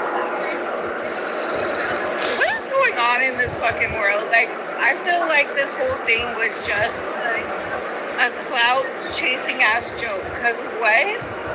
How in the world are you booked with a $1 million bail? Your charge is attempted. You're in there for a few days and you get out. Like, nothing. I'm at Disney, so I'm like, am I just missing something? Am I missing parts? What is going on? How is he just getting out? So does LAPD just like throw around those charges like randomly? Because how do you just get out of a attempted unaliving? I am so confused. Please y'all fill me in because I don't understand. But one thing I know is we'll see how long until the next 911 call comes and redoes this whole thing again. So yeah. حبيبي ياكل حشرات وياكل دود. الحشرات مو سيئة. شنو مو سيئة؟ مو سيئة الحشرات يعني حالة. I want to trust حسن تصرفك. ودي حاجة مهمة جدا عند ليلى وبتتطور عندها. ويمكن انا بقيت ساعات بتبسط منها هي اكتر مني. ساعات بحس ان انا ممكن اسيء التصرف في حاجات شويه بس حاجات صغيره جدا. وهي تبدا تقول لي بس انت هنا كان المفروض تعمل كده، بس انت ليه قلت كده النهارده؟ وهي بقت بالعكس بتتكلم اقل، تتصرف بطريقه اعقل واهدى. فبقيت بحس ان هي بتحسن التصرف. هي امتى بتحسن التصرف؟ لما تسد بوزة وما تحكي. بالأول كنت له طب أنت ليش عملت هيك وهيك وهيك؟ ليش يا ترى؟ طبعا هو أكيد هون هلا عمل أمور مختلفة من الجاس لايتنج، الإيموشنال مانيبيوليشن، أكيد رجع برا من السؤال لفوا عليها، أكيد عمل لها مشكلة تانية من ولا شيء. ولكن ما حنعلق على هذه الجزئية، حنعلق على جزئية إنه هي هلا هي أحسنت التصرف. ليش؟ لأنه ما فتحت تمها. ليترلي هذا اللي قاله على لسانه. انا ما عم بألف ما عم بحلل ولا شيء، هيك قال ما شاء الله في اغلب الاوقات. ما شاء الله في I got this too from Iraq. It's been more than 14 years. يعني برافو احسن التصرف، ولكن في اغلب الاوقات I was 121 pounds. ما عم تعمل اكزاكتلي مثل ما انا بدي. فتعلمي يا ليلى، شو بكي ما عم تفهمي؟ انا قديش لازم ربيكي لتفهمي؟ هالقد انت بلا مخ؟ لانه اذا بعد شي مره بشوف الجوال مش محطوط بالمحل الصح بتصير ثالث مره. ونحن شو قلنا عن ثالث مره يا حلوه؟ قلنا الثالثه ثابته. بعدها بال شو بسموه probation period. هيدا البارت او ماي جاد، هيدا البارت اللي حتشوفوه هلا. How you doing, sir? How are you? Just looking around. What's like the average price per carat on something like? It doesn't go by carat; it goes by piece. So what about like a 3 carat FVS1 marquee? What would that cost me? Marquee. 3 carat color. So that's an IGI certified 3.31 FVVS2. This one, yeah. Yeah, that would run me about what 4,300. 44.82. And the prices are firm here, like there's no, yeah. So it's like typically gonna be over 1,000 a carat in most cases. Yeah. How are these prices in competitive wise to like other lab diamond sellers on the market? They're very competitive. Very competitive. Yeah. So for a 3 carat marquee F color, I'm looking around around 4,000 around. Okay. What I have here is an IGI certificate, and I want you to look at this very carefully. 3.58 carat F color VS1 clarity, IGI certified, genuine lab grown marquee brilliant diamond with a beautiful length to width ratio, excellent polish, excellent symmetry, no fluorescence. A literal perfect diamond. Very slight inclusions, absolutely stunning. The exact same diamond they were looking to sell me for $4,500. And I would never in a million years put this diamond up anywhere above $750. This diamond and many more are available every single day at 9 p.m. on our TikTok live at either a set price or majority of the time, I just run them at $1 for you guys. So if you want to take advantage of lab-grown diamonds at insane wholesale to public pricing, check out our live stream at 9 p.m. Eastern time. Have you ever watched someone who cared about everyone, who remembered your birthday, who showed up when no one else did, who always had room for your problems, suddenly disappear from everyone's life? No fight, no dramatic goodbye, just silence. Here's the part most people get wrong. We assume the kind ones who vanish stopped caring, that something broke in them, that they got cold. But psychology tells a very different story. The people who give the most are often the ones closest to walking away completely.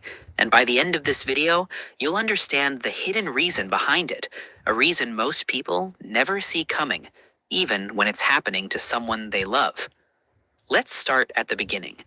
Kind people don't set out to be doormats. It usually starts small. A boundary they didn't enforce, a favor they didn't want to say no to, a feeling they swallowed to keep the peace. Psychologist Carl Rogers talked about something called conditions of worth, the idea that many of us learned early on that love and acceptance came with strings attached. Be agreeable, be useful, be easy to love. So the kind ones learn to perform emotional labor before they understand what that means. They read the room before they read themselves. And slowly, tolerating too much doesn't feel like a choice anymore. It feels like identity. But that's only the surface. Here's where it gets uncomfortable.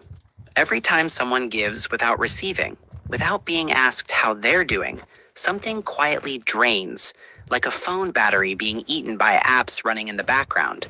You don't see the apps. You just notice one day that you're at 2% and you don't know why. This is what psychologists call compassion fatigue. Not weakness, not selfishness, but the very real cost of caring without refueling. Highly sensitive people, a term researcher Elaine Aron popularized, feel this even faster. Their nervous systems pick up on everyone's emotions like an antenna that never turns off.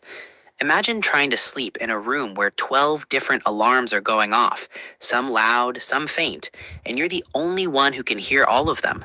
That's what it can feel like to be the strong one in every relationship you have. Nobody wakes up one day and decides to resent the people they love. Resentment isn't an event. It's an accumulation, like water dripping into a cup no one ever empties. Drop by drop. The friend who only calls when they need something. The family member who never asks how the trip went.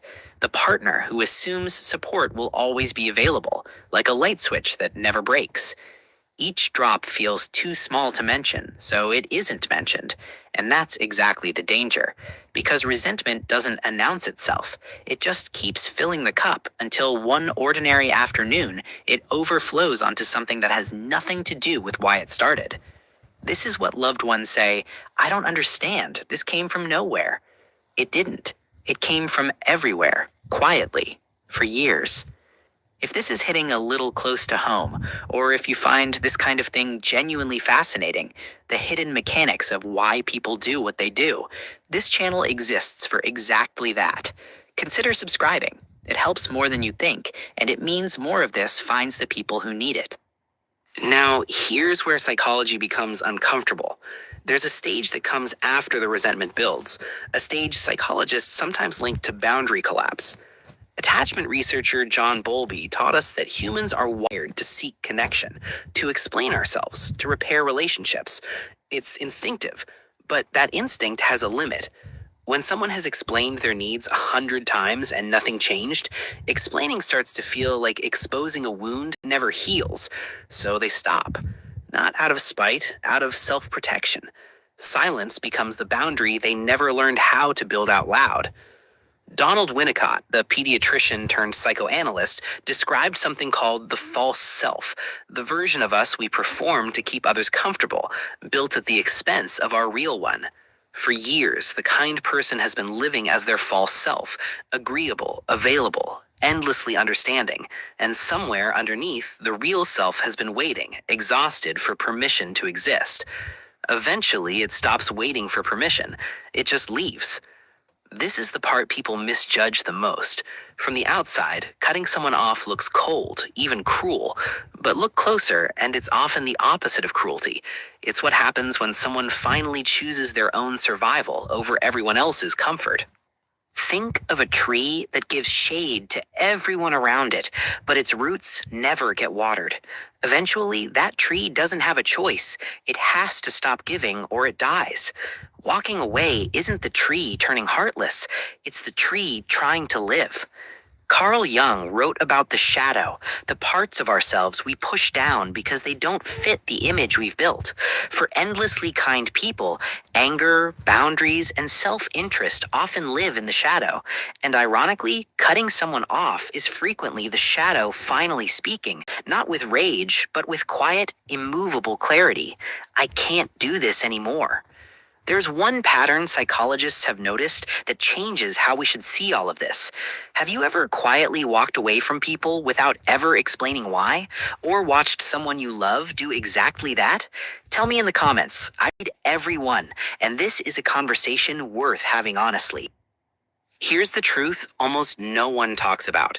We assume disappearing means someone stopped loving the people around them, but often it's the first time in years they've started loving themselves. Brené Brown has written extensively about how boundaries are actually an act of love, not the absence of it, because you cannot pour from a place of resentment and call it generosity. Abraham Maslow placed self-actualization at the top of his hierarchy for a reason. A person cannot fully become themselves while abandoning themselves for everyone else. So when the kindest person you know goes quiet, when they stop responding, stop explaining. Santos's lawyer is speaking out about what happened the day he was arrested. So he's scheduled to appear in court today following his arrest on suspicion of attempted murder. His TikTok attorney, Nicholas Rosenberg, is there. Bree is there too. And the attorney spoke outside the courtroom this morning. And he's giving a little bit too much information, but hey, we wanted to know that she's missed. So first and most importantly, Rosenberg identified Bree as a complaining witness in this case. So according to Rosenberg, the incident between Bree and Santos was a domestic disagreement. He says everything was exaggerated by an alleged witness. There's also surveillance video of the incident, but he also believes that it was exaggerated by the cops that arrested him. Now, Rosenberg believes that attempted murder is an overcharge and argues that if charges are filed, it should be a case involving corporal injury on a cohabitant and possibly criminal threats. Rosenberg acknowledged that during the investigation, police learned something about the incident that caused them to believe that that they were potentially dealing with an attempted murder, and he didn't explain exactly what that information was. Remember, the LAPD previously confirmed that Santos was arrested and booked on suspicion of attempted murder following a domestic violence incident. His bail is still set at $1 million. Now, Rosenberg said that he has asked the district attorney's office to reject the case or file the two lesser charges that we talked about before.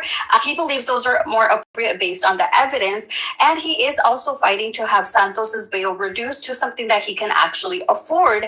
And yes, his goal is to get Santos released today. Bree does not want an order completely prohibiting Santos from having contact with her. He says that he intends a peaceful contact order because they share a 1-month-old baby and she wants to be able to peacefully co-parent with him. I can't believe their baby's only 1 month old and he has to already live through all this. Now, Bree has continued supporting Santos since his arrest. Remember, she visited him this past weekend with a child, and she has publicly indicated that she believes the attempted murder allegation is being blown out of proportion, but we're going to see what actually happens in court today. But let me know what you think in the comments. Are you surprised that it was actually against Bree? Like, we all had the suspicions, but the fact that his lawyer is outside the courthouse giving us all this information instead of keeping it in court is really, really crazy. You can tell this guy loves we can tell that this guy loves attention, like Bree and Santos love attention, because this is crazy. Let me know your thoughts in the comments. Y'all remember that Beyonce movie called Obsessed? Well, the movie was really about being possessed. You get it? It's all about the title of the movie. It's called Obsessed. Possessed, obsessed, possessed. See, the white lady that was in the movie was a spirit trapped in the mirror. And that hence the reason why Beyonce don't like mirrors, because Beyonce is the deity that actually came out the mirror. So no, this is not his wife. This is not a woman.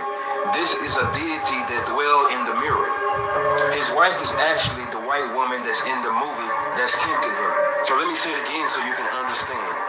The woman who posed as his wife is not his wife, but she is a deity that dwells in the mirror. And the woman that's tempting him is actually his wife. What happened was, somewhere down the line, when she was looking in the mirror, this deity swapped her soul. So he think he talking to his wife, but he really talking to the deity that was in the mirror. Remember, they swapped the soul. So when she swapped his wife's soul, her soul was now stuck in the mirror. Now you're probably saying, if her soul or spirit was stuck in this mirror, then how did she become a white woman? Well,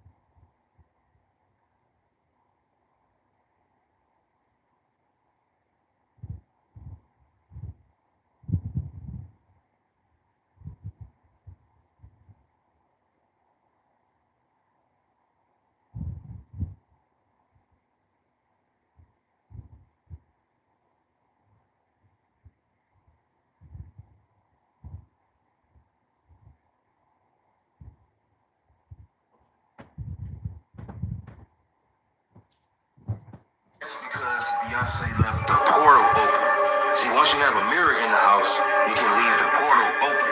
That's why when she first moved in that house, she told him to take the mirror down. Listen to what she says.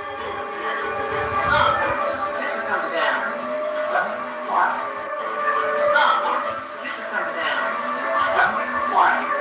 You heard what she said. She said, we gotta take this down. The reason she wanna take the mirror down, because it's a portal that's open that's gonna allow that spirit she put in there to possess a human being and come back in this life. And that's exactly what happened. The spirit went through the portal and found his way back into the life. So this is a possession. This represents a human being being possessed. Remember, the movie is called Obsessed, meaning possessed. But here goes another hint that this deity came out of a mirror. When she mentioned about making love in front of a mirror, she calls it a magic mirror. Check it out. What do you think about giving that magic mirror another test drive? What do you think about giving that magic mirror another test drive? Now, she could have just said mirror. She said magic mirror. We already know what magic stands for. Witchcraft. And look how she looked at when she seen her reflection in this glass. Now, you're probably asking yourself, if she's his wife, then how come she didn't let him know? Well, just think of how crazy it sound if she say her spirit been swapped in the mirror and the woman who you look at every day is not really your wife. I am. That's gonna sound crazy, right? But either way, she down. She can never get her body back. She'll forever be a spirit moving from body to body. So the most she can do is cause confusion and break them up. So really, the only thing she can do is be a temptation spirit. And that's what she was doing throughout the whole movie. Due to this being a temptation spirit, the battle has already begun. See, Beyonce already know who this is. This is the same woman who she put in the mirror. She know that and took her spot. So the battle has already started. If you haven't heard what they were saying to each other, they was already throwing shots at each other. So the battle has already begun. Basically, it's the battle of temptation to see if he's going to give in to the tempt, or is he going to be faithful to who he think is his wife. That's why she was in so much of a rage when she thought he actually did something with her. Because like I said, this is a battle. It's a spiritual battle. Even the scene when they fighting, you will see that this is no longer just a spirit, but it's completely dark and demonic. Look, bro, she's hanging from a ceiling. She can fall to her death, yet she's not worried. She's not crying. She ain't screaming. She just has this evil look in her eyes. That's because she doesn't represent a good spirit no more. Once she was swapped in that mirror, she became evil and evil and evil. And what you see now is the evil taking over her. Remember, she fell from the ceiling and hit the glass. What normal woman is going to turn her head and just open their eyes like they not even bothered by it? That shows you that this is not a human being. But look, once this light had fell on her, right? She had a different look in her face. Now she look afraid. She wasn't looking afraid at first. At first she looked like this. These are two different looks because two different things just happened. Remember, I said the movie is obsessed, but it means possessed. This woman was possessed, but she's not anymore. The spirit left.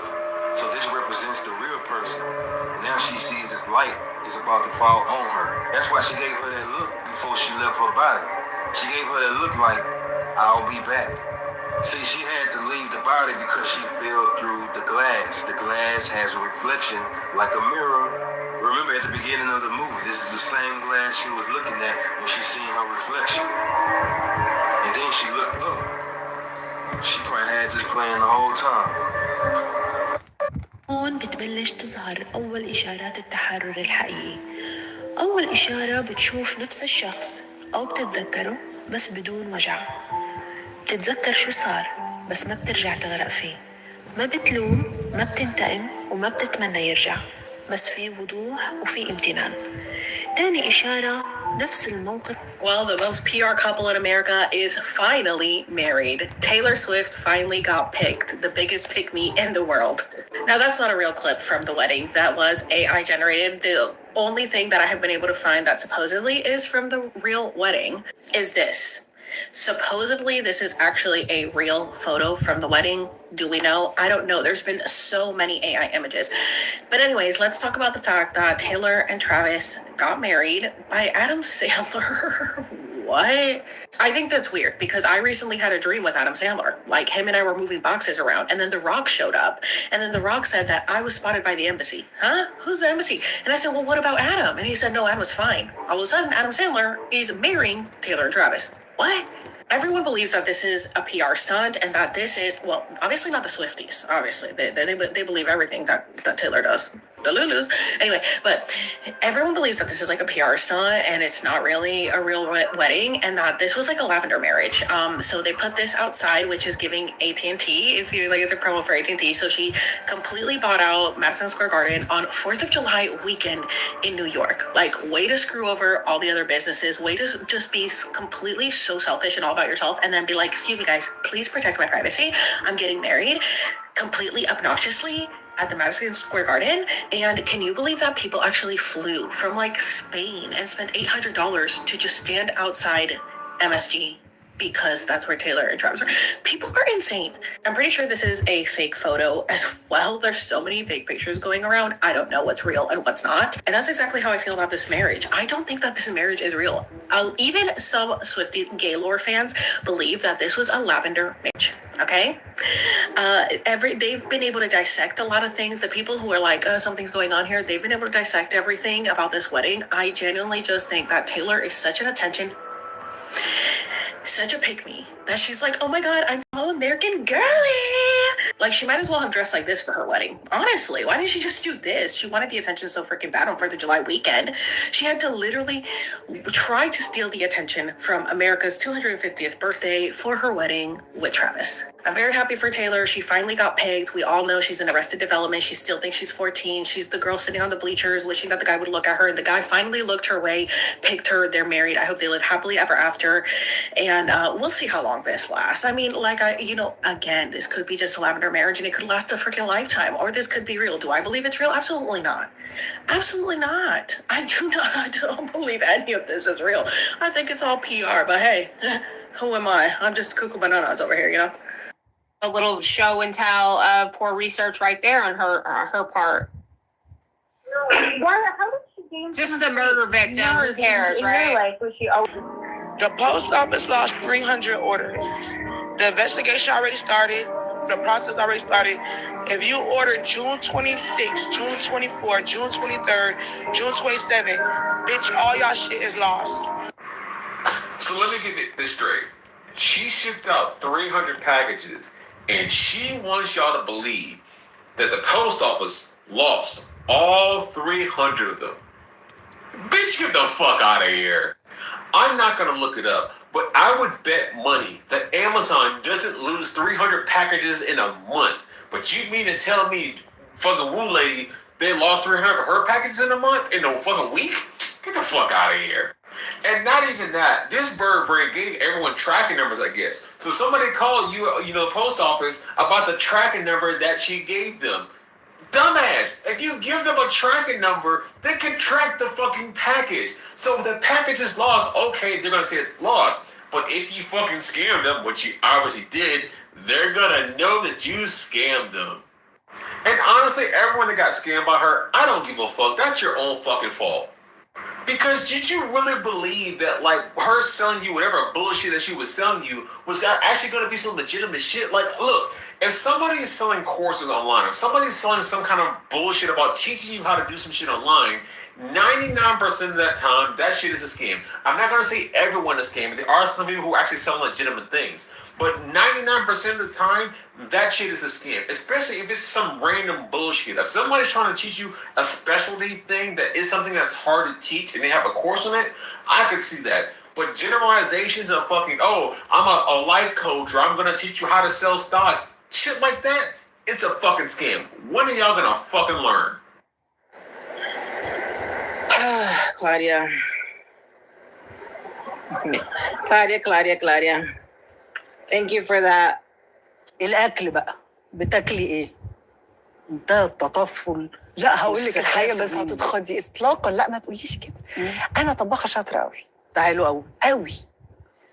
وعاده الطباخه الشاطره ما بتاكلش من اكلها. يقول لك ايه يعني بتاكل كده لانها بتقعد تدوق. لا انا ما بعرفش ادوق. انا بحب اكلي. بعشق اكلي.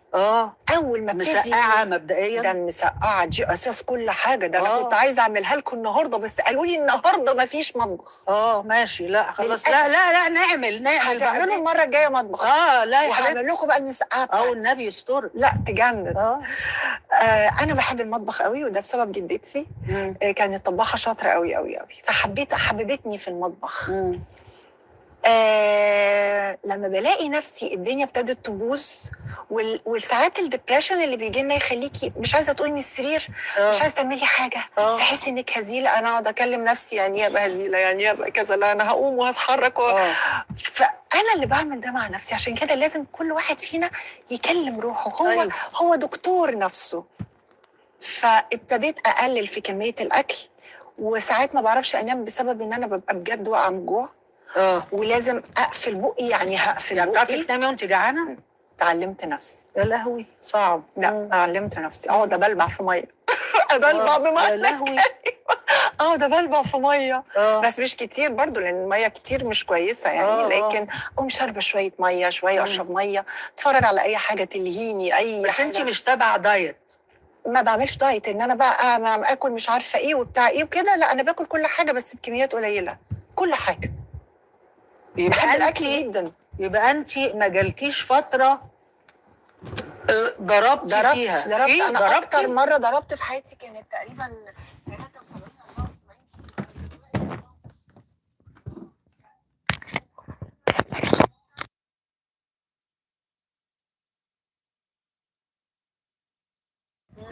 بعد كده التاني ابتديت ابوظ الدنيا في التصوير اللي بنقعد ناكل في تصوير. مش عارفه عند ام احمد وعند مش عارفه مين ومين فبنقعد ناكل. ببوظ الدنيا اقوم عامله كنترول تاني واظبط نفسي تاني اقول لا امسكي نفسك. بس بدخل جسمي كل حاجه.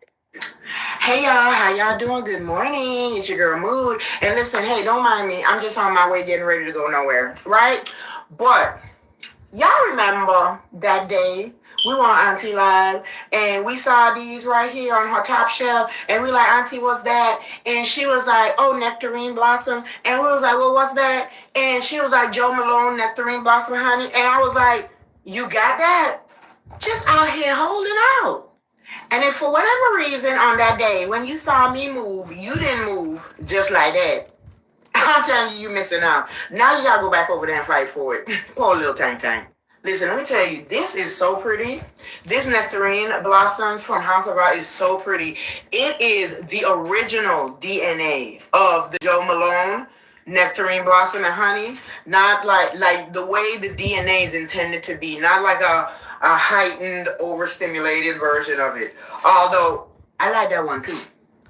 But now, if you're looking for it in its original state, the way the DNA is intended, you know, very pretty, very softer, very much so mindful, very demure, very much so come into my space versus stay over there. Okay? This is gonna be it. This is so pretty.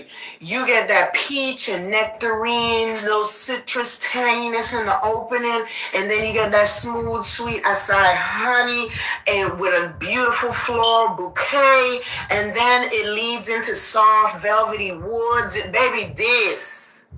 You cannot tell me I am not the prettiest girl in the room because I know I smell like it. Okay, come on.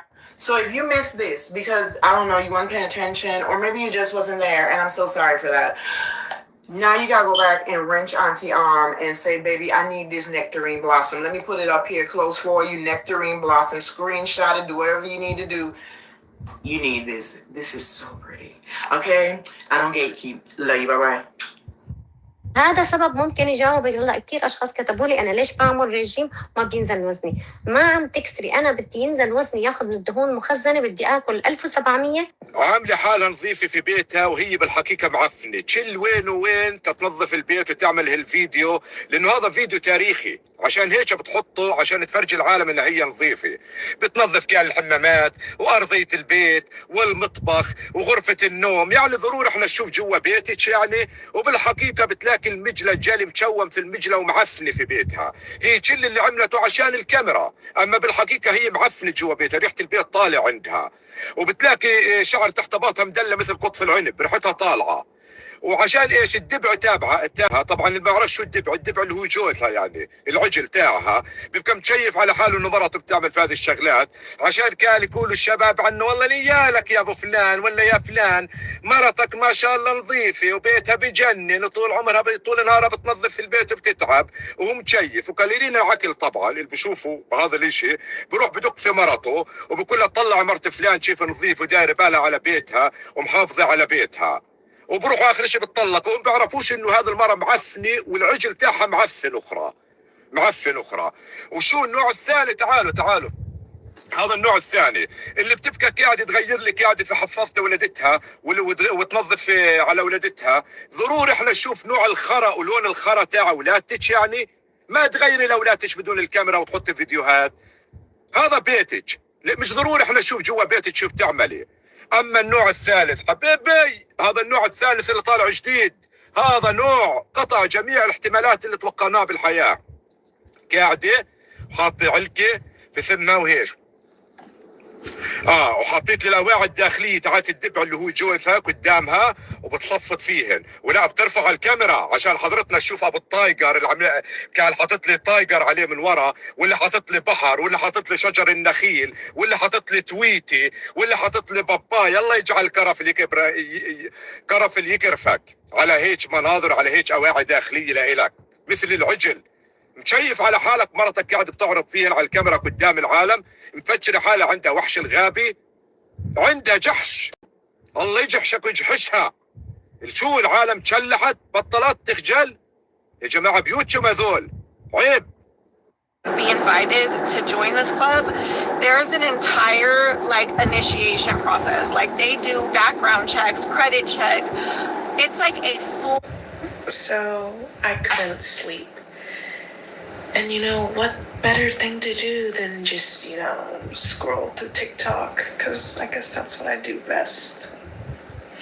It's an addiction, y'all. I should work on it. But this viral, clip that's going around right now of, we're just going to call her Bo Lady, because that's, what I'm going to call her right now. But who agrees with me? I really have listened to it over and over and over, and I just keep hearing, you don't think he slit her throat, do you? And there's other people that are saying, it probably said, you don't think he did it, do you? But I really, really think it's saying, or not it's, she is saying, you don't think he slit her throat, do you? Now they're starting to doubt. They're starting to be like, something ain't adding up. The math ain't mathing. Like, it's actually kind of funny. I'm just like, yeah, it's not adding up. The math ain't mathing, Bo Lady. The bows. I can't with the bows. Actually, it makes me laugh. It makes me laugh out loud. But oh my gosh! And then the whole Apple Watch thing too. I'm like, there's just so much going on that does not make sense, y'all. I, without a doubt, think think Patrick, possibly his wife, and other people were involved in this. Lindsay did not do a crap. She didn't do anything. She did nothing. And y'all can come at me, y'all can block me, y'all can get mad at me for saying that, but I stand with Lindsay. She is innocent. She's not guilty. Not guilty at all. Yeah, that's just my 2 cents. هاي انا هم تجي شوفي اكو ناس عندهم الويل باور شو نسميه احنا بالعربي؟ العزيمه، مو؟ اي اكو ناس انت لاغيه المتابعه من الحسابات اثنيناتن. لا بحق كلام الله. لا تحلفين ولا تسوين هاي السوالف علي، ترى اطيح حظك. قلت اياها. لا استاذ الله يوفقك. يلا شو وليت؟ يلا ولي شو ولي؟ يلا. لا تحكي ولي ساقطه. يلا. هاي ليش؟ انزلي بسرعه، انزلي بسرعه. انزلي. والله العظيم حبايبي لا لاقي المتابعة ولا شيء بس معقولة قهر شنو السالفة؟ I got the notification today about Hayden Panettiere, like it flashed on my phone and my jaw dropped. 36 years old. And the first thing I thought about were those interviews. And then I thought about this dream I had about her many years ago. It was so interesting to me because why was I dreaming about Hayden Panettiere? And I had looked into her even more. She was such a light. I really always liked that woman. And it's just sad. It's really sad. Of course, there's a lot of sad things happening, but that was a little jaw-dropping moment for me. I hope her soul is in a good place. Also, my 4 healing testimonies video, one of them was restored, and so I duetted it an hour ago. It says 0 views. And so it may or may not be visible to the public under this video, but I figured I'd make a mention. Sube tu fotografía con música así y hazte viral. Esta información es muy importante y te la voy a seguir trayendo porque es súper fácil. Solo vas a necesitar una foto y las herramientas de aquí mismo de TikTok. Recuerda que TikTok quiere que usemos las herramientas que ya nos está dando. No nos hacemos viral porque muchos no sabemos usarlas. Pero aquí yo te voy a decir cómo se hace fácil, rápido y sencillo con una sola foto y la música de aquí mismo de TikTok. Pero no olvides guardarlo para cuando lo hagas, compártelo para que alguien más también se hagan viral, regálame un comentario para saber si te gusta o no te gusta mi contenido y sígueme acá para que sigas aprendiendo. Y estando en nuestro perfil, le vamos a dar aquí al simbolito del más. Truck, I can tell you that. Fancy's not. If you Google, and this is what I don't get. Don't believe people. Do a Google search. I did. How long does it take a 200 and whatever body? Your mom, she was a prostitute and she was turning tricks up on that used car lot up the road. And your dad, well, he was actually her pimp and she got pregnant with you and she just couldn't take care of you. هتعلى صارتم تصرخ. $7؟ ايه. أنا بكاليفورنيا. وهيدا تحذير لكل امرأة عم تاخد إبر التخسيس رح يرجع وزنها ورح يرجع بوزن أتقل. قلتي لي شيء صادق هلا. جوزي رح يطلقني شو بعمل بوقف الإبرة ولا ما بوقف الإبرة؟ شو علاقة السحالة بإبر التخسيس؟ بحسن الضعف الجنسي عند الرجال. ثورة تاريخية. هيدا الدواء انت كيف جبته؟ انت عارف انه هيدا الدواء ممنوع ينباع بالعالم؟ مونجارو أقوى من الأوزمبيك. هو ثورة بعالم الطب. بخليكي تبني عضل من دون تمارين. هون الخطورة. شو خص الإبرة بنمرة الإجرة؟ تخسر الدهن بالثديين تبعها. بعد 10 سنين شو بصير؟ ما فيهم يقوموا على الكرسي وما بيبقوا 10 سنين.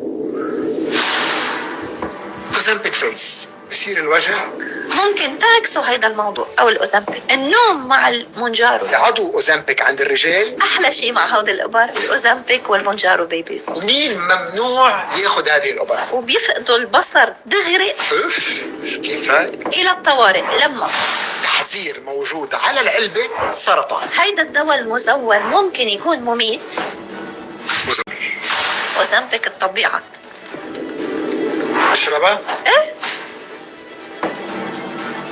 لكن هو دواء لمدى الحياة.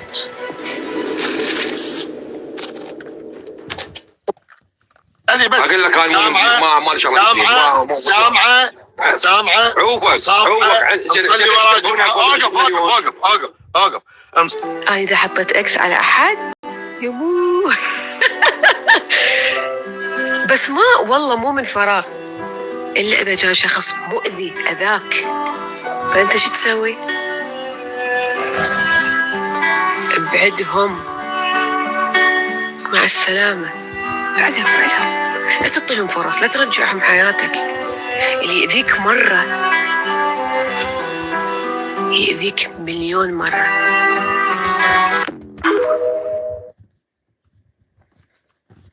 Okay.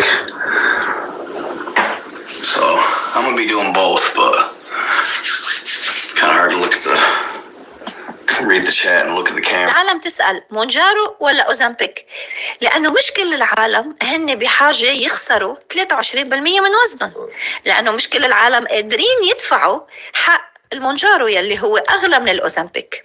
تاني شغلة وهي كتير مهمة، نحن هلأ بأدوية التخسيس بنشوف المريض شو عنده مشاكل صحية. يعني المونجارو بخفف سليب أبنيا أو انقطاع النفس خلال النوم بنسبة 60%، بينما الأوزامبيك ما عنده هيدا الدراسة.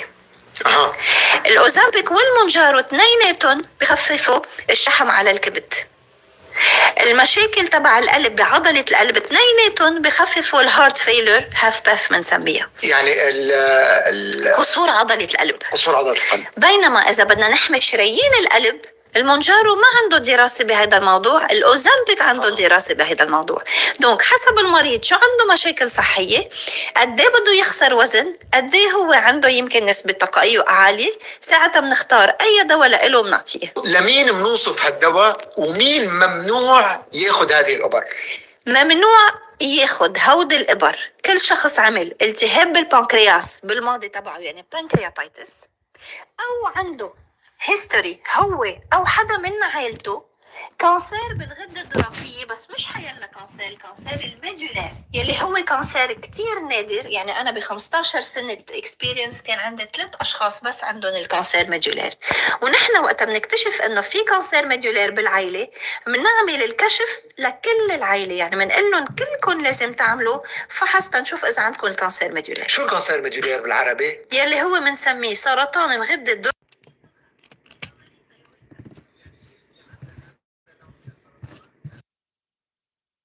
ممنوع إلى جانب التهاب البنكرياس، صح. ممنوع هذه الأدوية. نعم. بس هيدول ممنوع عليهم. مزبوط. لمين بنعطي هودي الأدوية؟ للأشخاص يلي عندهم السكري النوع الثاني، للأشخاص يلي عم بيعانوا من زيادة وزن مع مشاكل صحية، للأشخاص يلي عندهم بدانة، للأشخاص يلي عندهم سليب أبنيا، للأشخاص يلي عندهم مشاكل كلاوي من وراء السكري، للأشخاص يلي عندهم شحم على الكبد، للأشخاص يلي عندهم مشاكل عضلة القلب، قصور عضلة القلب هاف باث، أو إذا عندهم مشاكل بشرايين القلب. عم بتقول different meds. You see this comment, one that's like very new. Wait, what are you talking about? What The differential. Again, just show the timeline of لازم إذا أردت النجاح ألا تعيش عشوائي. لما أصحى بشوف أعمل إيه. دي حاجة قاتلة. دي حاجة تجيب اكتئاب بعد شوية.